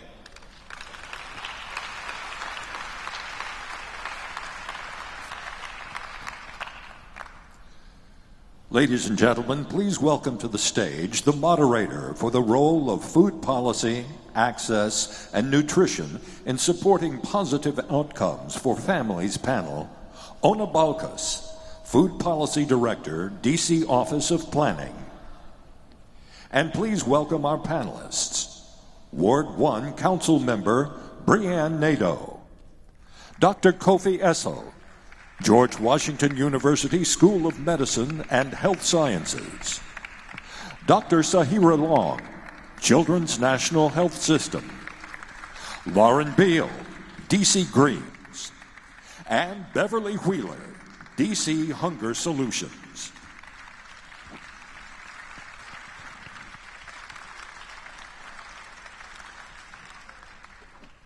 All right, well, thank you all for being here, and thank you to our esteemed panelists for being here today. I'm Ona Balkas. I'm the Food Policy Director, and Mayor Bowser has tasked me with working to strengthen our food system here in D.C. to make it more equitable, sustainable, and healthy.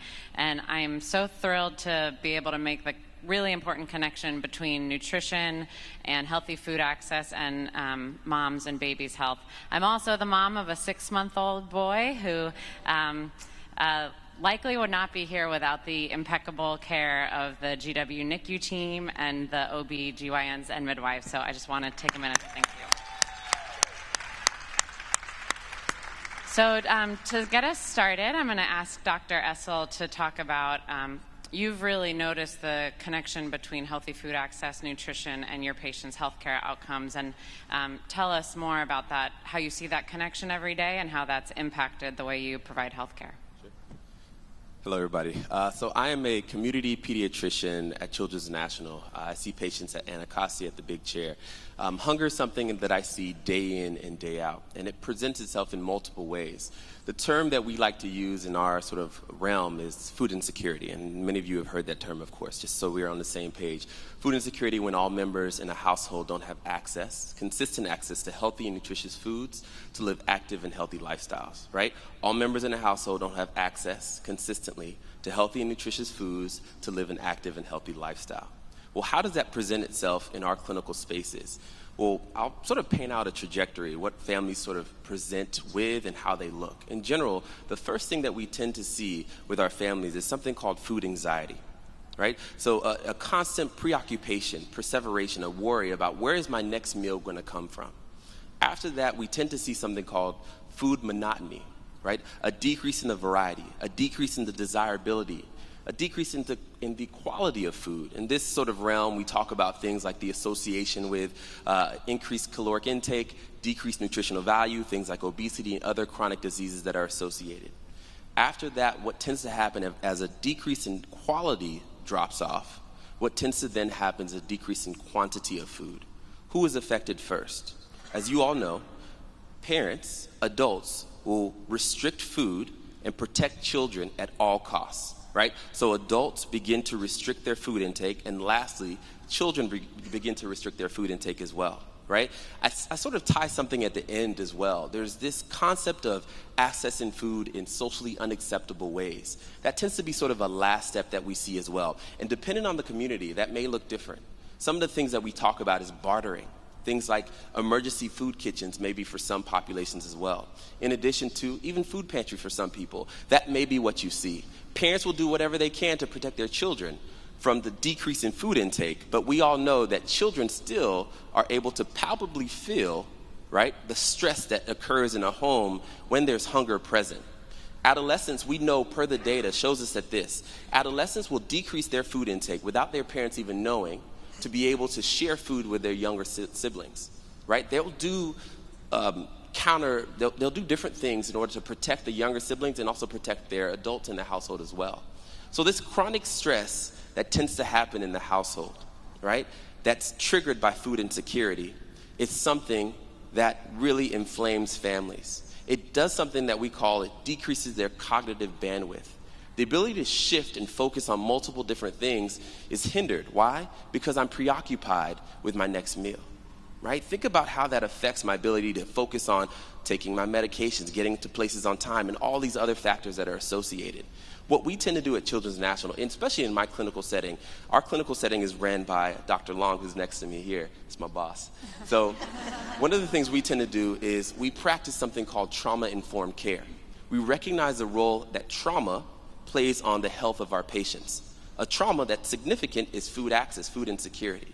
We recognize that role, and then we tend to lean in. The question is, how do we lean in? Well, all of our patients, no matter your income level, no matter your gender, your race, no matter any of these things, we tend to ask questions about their hunger, right? We ask two basic standardized questions that are validated called the hunger vital sign. This is a way that we can determine if a family is at risk for food insecurity. If they are at risk, we then try to meet those gaps by connecting them to appropriate resources to fill in those gaps. As you can see, there are a variety of things associated with this food access concern, in addition to a variety of other associations that we can talk about in the literature moving forward as well. Thank you, Dr. Russell. And Lauren and Beverly, you're both really at the forefront of efforts to increase healthy food access here in the district. And we could have a whole panel just on all of the different efforts happening right now to do that. But I was wondering if you could highlight a few of those efforts that you think are most closely tied to maternal and infant health. Absolutely. Well, you know, DC Greens is a nonprofit in the city that works to advance food justice and health equity here. We really believe that access to healthy food is a basic human right, and we've been so fortunate to be doing our work here in the district, where we have leadership both from Council and from our mayor and from our city agencies, really understanding that access to healthy food, really that healthy food is medicine. And, you know, DC Greens partners with DC Health and with AmeriHealth Caritas to run a program called the Produce Prescription Program. This program really is on the shoulders, in my mind, of a program that was started in the 60s in the Mississippi Delta by Dr. Jack Geiger, who was seeing a lot of patients that were suffering from malnutrition. And he said, go to the grocery store, buy food, bring it back, and we will cover the costs. And at some point, the insurance companies came back and said, you can't do that. And he said, the last time I checked my textbooks, the exact remedy for malnutrition was food. And here we are today. I think it has taken, decades for that basic truth to actually get to a place where it is starting to become a part of our healthcare system. And I am very proud to say that the district has been a leader nationally in pushing this food as medicine perspective. So the fruit and vegetable, the produce prescription program started about 8 years ago, partnering with farmers markets. What we have just done this last March with support from DC Health and from AmeriHealth is launched a program together with Giant Food on Alabama Avenue, which, as many of you know, is the only full-service grocery store in Ward 8. The clinics that are around there, so Community of Hope, Unity Anacostia, Whitman Walker, are writing prescriptions for patients that are experiencing diabetes, prediabetes, or hypertension. The prescription is called into the Giant Pharmacy. The patient then goes to the Giant Pharmacy. They get a $20 coupon to spend in the produce aisle every week. And Giant has hired an in-store nutritionist to support patients doing store tours, really helping them think about how to spend that money. I have to say, this has been an incredible program. It is getting national attention because I think that the healthcare system is also realizing that this is arming patients with the tools to actually follow the medical advice that they are getting. There is a very pervasive myth that folks living in poverty don't want fruits and vegetables. And we know that that is not true. What we know is that people lack the resources in their pockets to actually be able to afford the food that they want and that is medically indicated for them. And I also will say, and then I'll let Beverly weigh in, I think as a city we have been grappling together very well about how do we get more physical grocery access in these parts of the city that have, been systemically underinvested in. And, very grateful for Mayor Bowser for her leadership on tax incentives for grocery stores, the recent announcement of moving city agencies as well to be able to really secure the market for grocery stores. I think that we also need to be thinking as a city, how do we make sure that we are simultaneously supporting demand, not just supply? Because if we are able to put more money in people's pockets through the healthcare system, that also secures the market for more small corner stores to feel that they can take the risk to carry these fruits and vegetables in their stores. And we have an opportunity here in the district to push this forward in a way that no one else is doing across the country, and the country's eyes are watching us right now. So I'll hand it off. I'll preach some more later. So, yeah, we have to tag team because she will, the energy in this one will just sort of... So at DC Hunger Solutions, we want to make sure that the city is using the highest and best use of federal nutrition programs. One of the things I like to say is that wealthy people may not eat well, but they are not hungry. And when I look at 26% of the children in the District of Columbia under the age of 18 are living in poverty, it makes me want to cry. But when I'm starting to cry, I realize that I also live in a city that really seriously understands this and is working toward making sure that families have access. We use our SNAP benefits. We know that SNAP is one of the best ways to lift people out of poverty. We want to make sure that people are using WIC. We want to make sure that we're using the child and adult care food programs. And we do this in ways that are really absolutely wonderful. As Lauren said, we are a model. We were the first state, and I say state, in the nation to make sure that all public school children had breakfast. Whether you're in a traditional or a charter school, you have access to breakfast. The Healthy Schools Act works so well, we did the Healthy Tots Act because we want to make sure that the youngest among us that are in childcare are also getting nutritional programs. We work very, very hard and have legislation that help us around summer meals. We really need to get our children eating summer meals. And after school programs, we know that many of the schools serve lunch around 11:30 in the morning. If we do not serve an after-school meal, and we can get federal dollars for this, some of these children will not eat again until breakfast in the morning. We are too powerful, too good, too big, too bad to be able to have that happen. So we really do that. And the city works very hard at that. The WIC, and particularly for the WIC program, we have the Wic Expansion Act, where we are really looking at how do we improve WIC participation? How do we provide spaces and places for our WIC recipients to actually use their benefits? What we know is that 50% of our WIC and SNAP recipients live east of the river, but they only have 3 grocery stores. We need to figure out how and where we can get the programs together. We can get benefits in their hands. We need to make sure that they have a place to spend that. Thank you. And I didn't want to miss the opportunity to acknowledge, under Mayor Bowser's leadership, 2 new grocery stores have announced that they're opening east of the river in the last year, a Lidl in Ward 7 and Good Food Markets in Ward 8. Really, really exciting. Pivoting a bit to one of the most important and first sources of nutrition, breastfeeding. Dr. Long, can you speak about the effect of breastfeeding on maternal and infant health, and in your work, where you've seen the most promising solutions to promoting and increasing breastfeeding rates. Sure. So a lot of people think of breastfeeding as a lifestyle choice.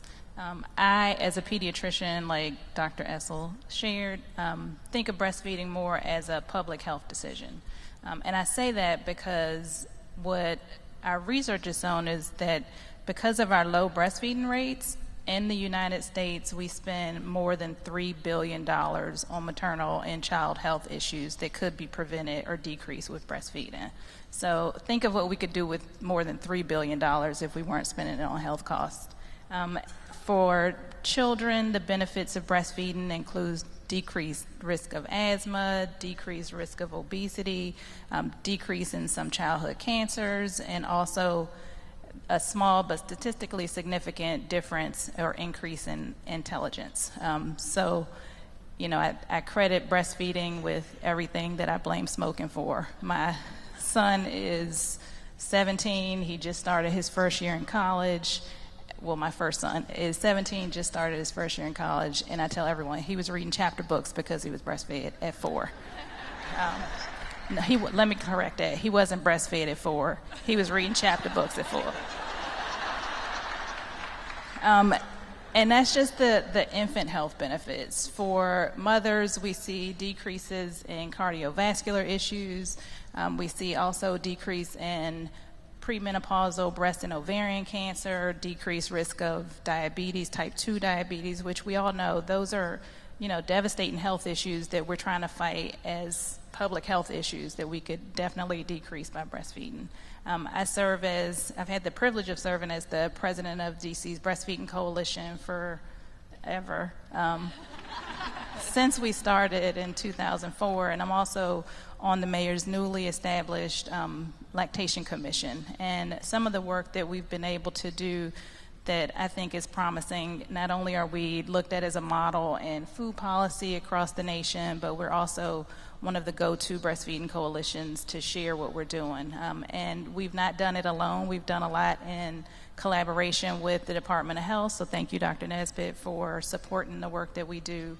And one of the most important things we've done is increase mothers' ability to make that decision. So we all know that mothers choose what they're going to feed their babies, not at the point that they're born, right? They make those decisions across the prenatal period. And so we've worked to improve the breastfeeding, promoting evidence-based care that facilities that deliver are giving parents, so prenatal education around breastfeeding through the Baby Friendly Hospital Initiative. And we have a Creating a Baby Friendly District of Columbia initiative that we hope that it probably won't happen by 2020, which was my ultimate goal.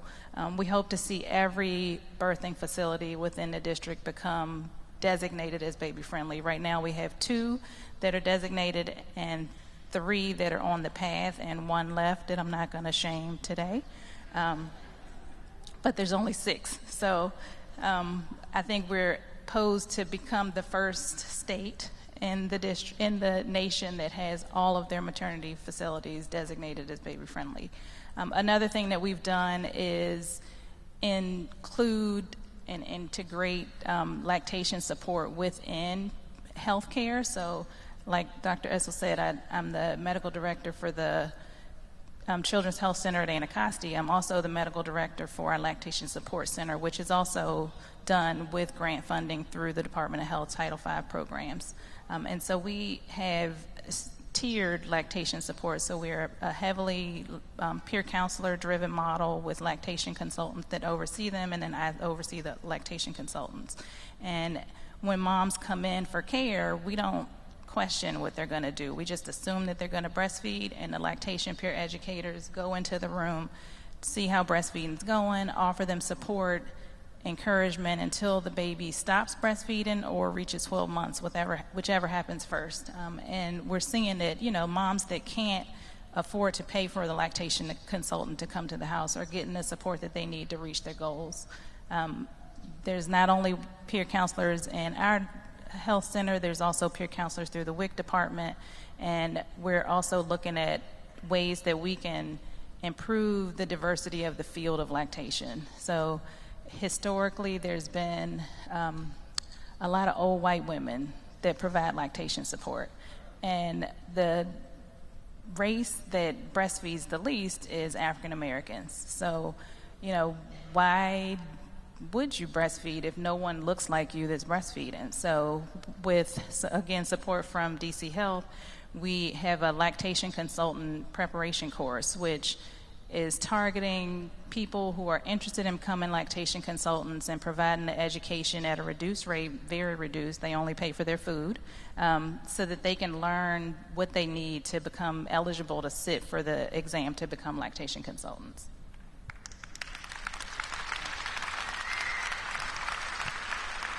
Councilmember Nadeau, we were all rooting for you, watching you on stage pumping on the dais a few times as a breastfeeding mom. And it would be really great to hear about your experience as a professional woman breastfeeding, and also as a legislator, where you see the opportunities for best promoting breastfeeding. Well, we made some national news that day when I pumped for Zoe on the dais. But what I was trying to do and say that day was, working moms got to work, right? And breastfeeding and pumping is hard. So on Friday, Zoe turns 2, and thanks, yeah, we survived. So. It's funny because when you have the first birthday party, everyone says it's a celebration of the parents surviving the first year, and it's really true because it is so hard. And of course, we all know that fed is best, but breastfeeding is such an incredible gift for both the mom and the child when you can do it. I mean, the idea that your body as a mother can make all the nutrients your child needs for the first year is really just mind-blowing. But it's so hard. And when you don't have the right supports around you, it is easy to give up. Now, look at me. I am a privileged white woman. I'm the boss of my office. I make my own hours. I can afford all the gadgets, the little pump cups that go in your bra so not everybody sees you while you're pumping. And even for me, it's hard. I spend a lot of time on breastfeeding forums, mostly lurking now, but we just weaned actually like 2 weeks ago, but I pumped for a whole year. And I know women who pump in storage closets, in bathrooms, on the bus, in the car, in the office. I know women who get nasty letters from their coworkers when they forget and leave their pump parts out in the shared kitchen. I know all kinds of stories about how hard it is to do it. But what we also know is how easy it is to support one another if we commit to it. I had a doula. Hey, Betsy, where are you? I had a lactation consultant through my daughter's insurance at Kaiser, actually. And it's supposed to be the most natural thing in the world. So when it's hard for you, when you have trouble with your latch, or your baby has a tongue tie or something like that, you start to feel like there's something wrong with you as a mom. And so it's really important for all of us to talk about these things, for us to have the health care for new moms and babies, where they have someone to talk to. But all of this is critical. I'll tell you, pumping on the dais was obviously our huge moment.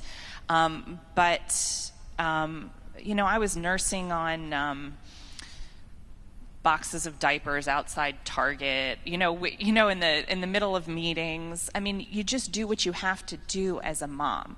Now, one of the things that I spend a lot of time thinking about, because now I've had the 2 years and I'm reflecting, and gosh, for those of us who pick a goal and stick with it and have the supports we need, and then we get there, a lot of us set that goal of 1 year. Because at the 1 year mark, your children can have things other than formula or breast milk. But a lot of us are really holding on till that year. Can you imagine a world in which nursing moms, dads didn't have to go back to work for that first year?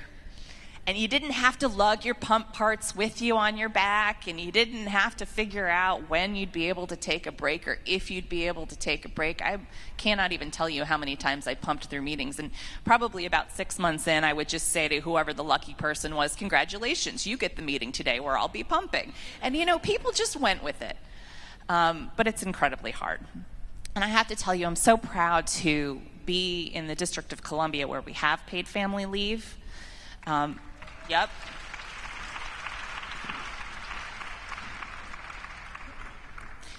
We have paid family leave. We have it for moms. We have it for dads. We have it for everyone that works here in the District of Columbia. And I think that makes us a better place to work, a better place to live, a better place to raise children. And I hope that that becomes more true all across the country. And then I hope that we can build on it. 6-8 weeks is great, but we need so much more. So we'll keep at that. I was asking my mom the other day, because she breastfed the three of us too. I said, well, so what kind of pump did you have, Mom? And she started laughing at me. She had a hand pump. Yep. And I'm really glad that I had one of those electric ones. It gets better. But we have to have all of these things in place. And I'll tell you, the network is key. If you are a first-time mom and you don't know anyone who's ever done it, who's ever breastfed or pumped, it's so much easier to give up because you don't have a person you can call when it all feels like it's going wrong. Someone who can coach you through it, who can explain that you're not alone, that it happens to everyone, and that you can get through it. When your nipples are chapped, right? How many of you wanted to stop when that happened, right? When that baby just wouldn't latch, when the letdown was too much. I mean, I could go on and on, right? But if you breastfed and you did so successfully, there was probably someone there who helped you through it. So that, I think, is one of the biggest lessons that I take away from my experience as a working mom. I'm so proud of this, we are getting a lactation pod in the John A. Wilson building. So please come, nurse and pump in City Hall. Come testify at hearings, and you can take a break in the lactation room with your baby or with your equipment. And what's great about that is people won't have to use my office anymore, although you're still welcome. But it's these little things that people don't think about that make it so hard that we have to continue to work to eliminate the barriers. Thank you. I'll be using that lactation pod next week. Beverly, I wanted to return to you briefly. And when we had talked before this panel, we had said we cannot let anybody leave this room if there's healthcare providers who don't know about WIC. So I just want to make sure we keep using that acronym. Maybe you could explain exactly what it is, just set us a baseline, who's eligible, what do they receive. I think this is really the preeminent nutrition program for women, infants, and children, and I want to make sure everybody knows about it. Please. Okay, I'm going to try. So the Special Supplemental Program for Women, Infants, and Children. If that's not correct, don't say anything. We always call it WIC, Women, Infants, and Children, and that's what is really critical here. And what people don't understand, it is for prenatal, pregnant, postpartum, the children to the age of 5. Okay, that's a long group of people that provide food. So, and they're 185% of the federal poverty level. The other thing is the food that is suggested and part of the benefit package is really designed specifically for that family by a registered dietitian. So it's not something that is just sort of made up and has had. They really do. It's designed for you. I really wish I had someone who would design some food for me and I could stop eating jelly beans. But that's one of the most wonderful things. Also, what we're working with in the District of Columbia is EWIC. EWIC is like the SNAP card, where you can actually go into a store. We will have eWic in place by 2020 for sure. We know that. We're very excited about that. The Department of Health has been just magnificent about that, and they also are the ones that actually run the WIC program. We are very excited about the Wic Expansion Act. It looks at having smaller footprint stores accepting WIC, so that mothers don't have to go to a supermarket, but it might be just some little thing that they need, and they can go into a smaller supermarket and get what they need. And so we're very excited about the WIC expansion program because it also works at the smaller footprint stores. But what we really want to do is we want to make sure that people don't think this is just for a mother who's pregnant, then has a baby, 1 year it's all over. No. It really is pregnancy, prenatal, pregnancy, postpartum, and the children up to the age of 5. We are currently working to see on Capitol Hill if we can at least get it to age 6. So we know how important that is. Also, remember, you can also get SNAP and WIC. It's not one or the other. People often think that that's not the case. We want to make sure that we are providing nutritional food for everyone. We know how important this is, and you all in this room know how important it is from 0 to 3. You know how important that is. So we want to make sure that we're taking advantage of that.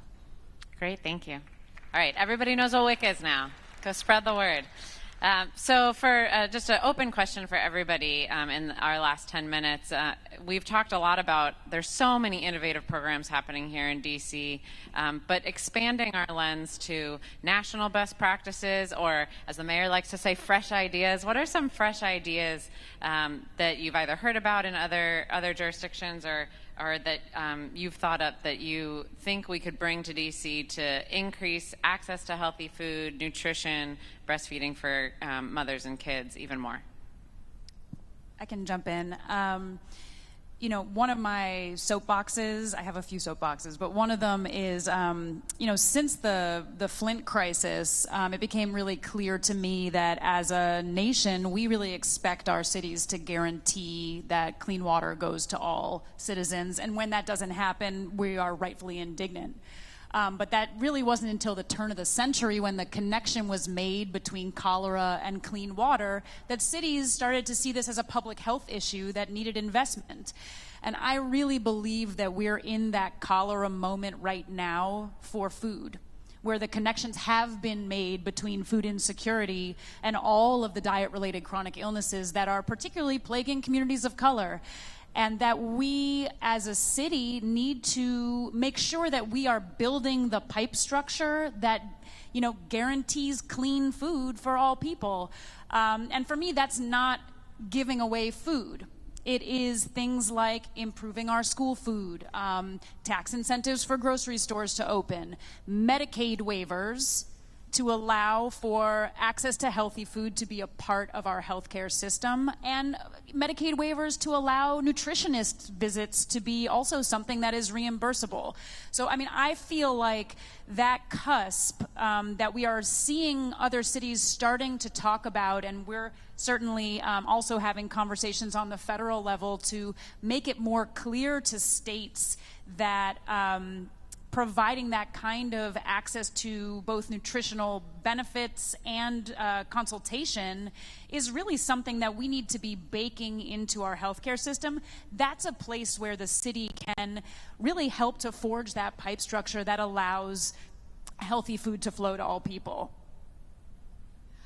So we have a lot of wonderful programs in the District of Columbia, but people don't necessarily know about them.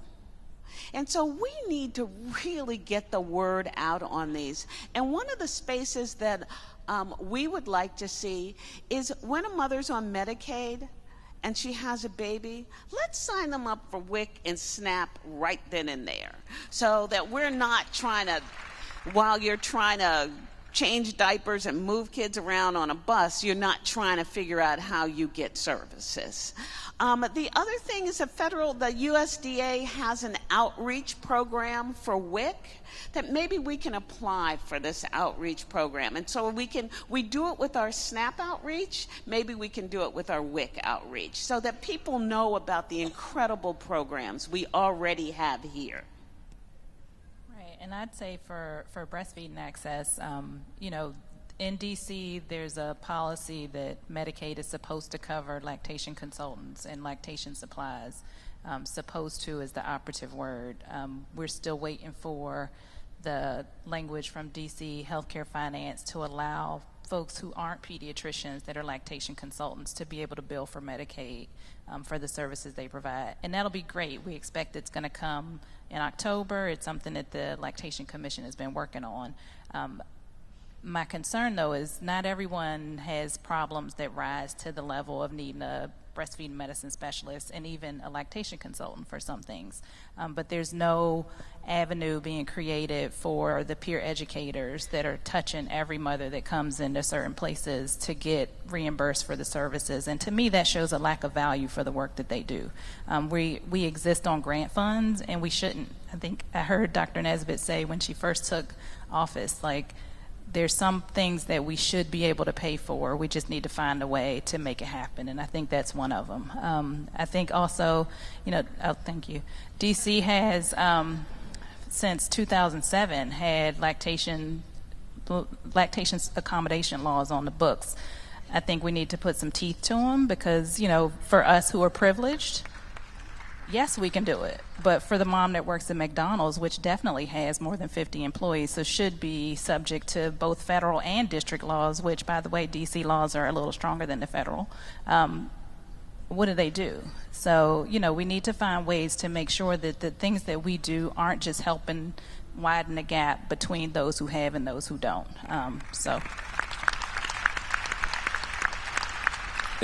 And I'll add one more thing, kind of building off of what you're saying, Lauren. So if we recognize that food insecurity is associated with so many disease states, we recognize associated with diabetes and all these things, one of the most important things, working at the levels that we've been talking about, I've been working on the food insecurity initiatives at a national level for the last few years, and one of the things that we consistently see is the need for increased awareness and to strengthen community clinical collaboratives. And what do I mean by that? So with awareness, the number one thing that providers or people in general, when they think about hunger, is that they associate with hunger is weight loss, right? So people are looking for certain signs, weight loss or lab changes or all these different things. But the most common finding that we see with food insecurity is nothing.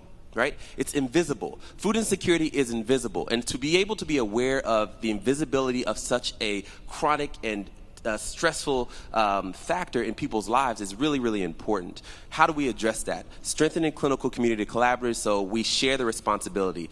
First and foremost, of course, food should be looked at as a human right. We recognize that.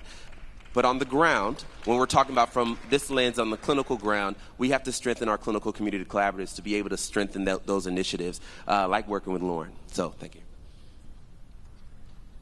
I've been a huge champion of home visiting programs in the District of Columbia. We've had them. Oh, thank you. Yeah, home visiting. All right. We've had them for many years in the District of Columbia. We have wonderful community partners who help us run these programs. But what I was one of the things I was most thrilled about with the passage of the Birth to 3 legislation was that for the first time we codified, put into law our home visiting programs, which I think is going to really allow us to build on some of the existing successes that we've had. But we do need to continue. We need to continue pushing on our retention rates with the families that we're trying to reach and ensuring that we have a workforce that really speaks to the people we're trying to reach. And, we need to keep at it. I will say, we're obviously our own worst critics in a lot of ways because we're the ones here doing the work all day. But when I am out and about with legislators across the country, they are always looking to the District of Columbia for our innovation and thrilled with what we're doing. And so I say, we keep pushing, we keep doing better, but we should also be incredibly proud of what we've accomplished thus far.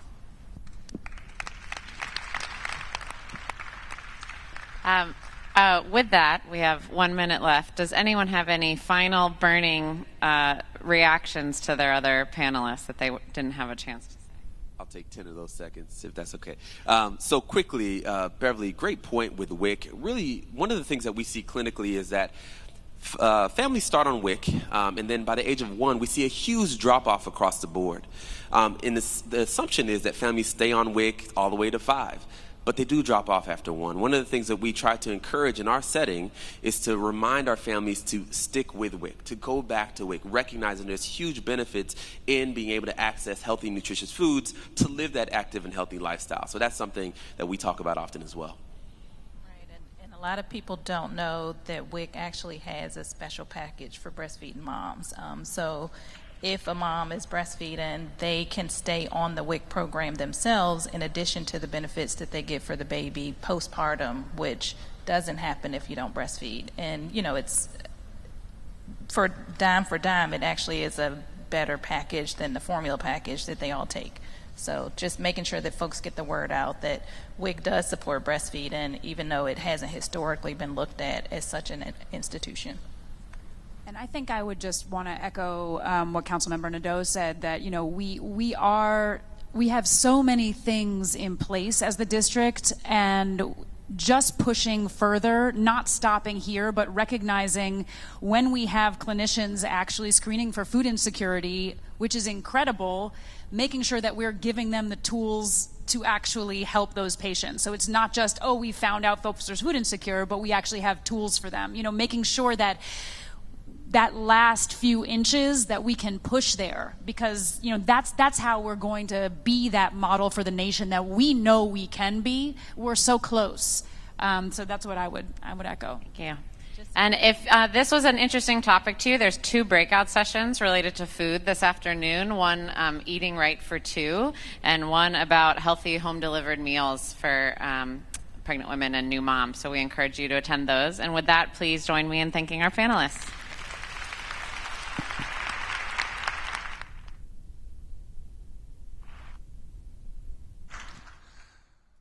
Ladies and gentlemen.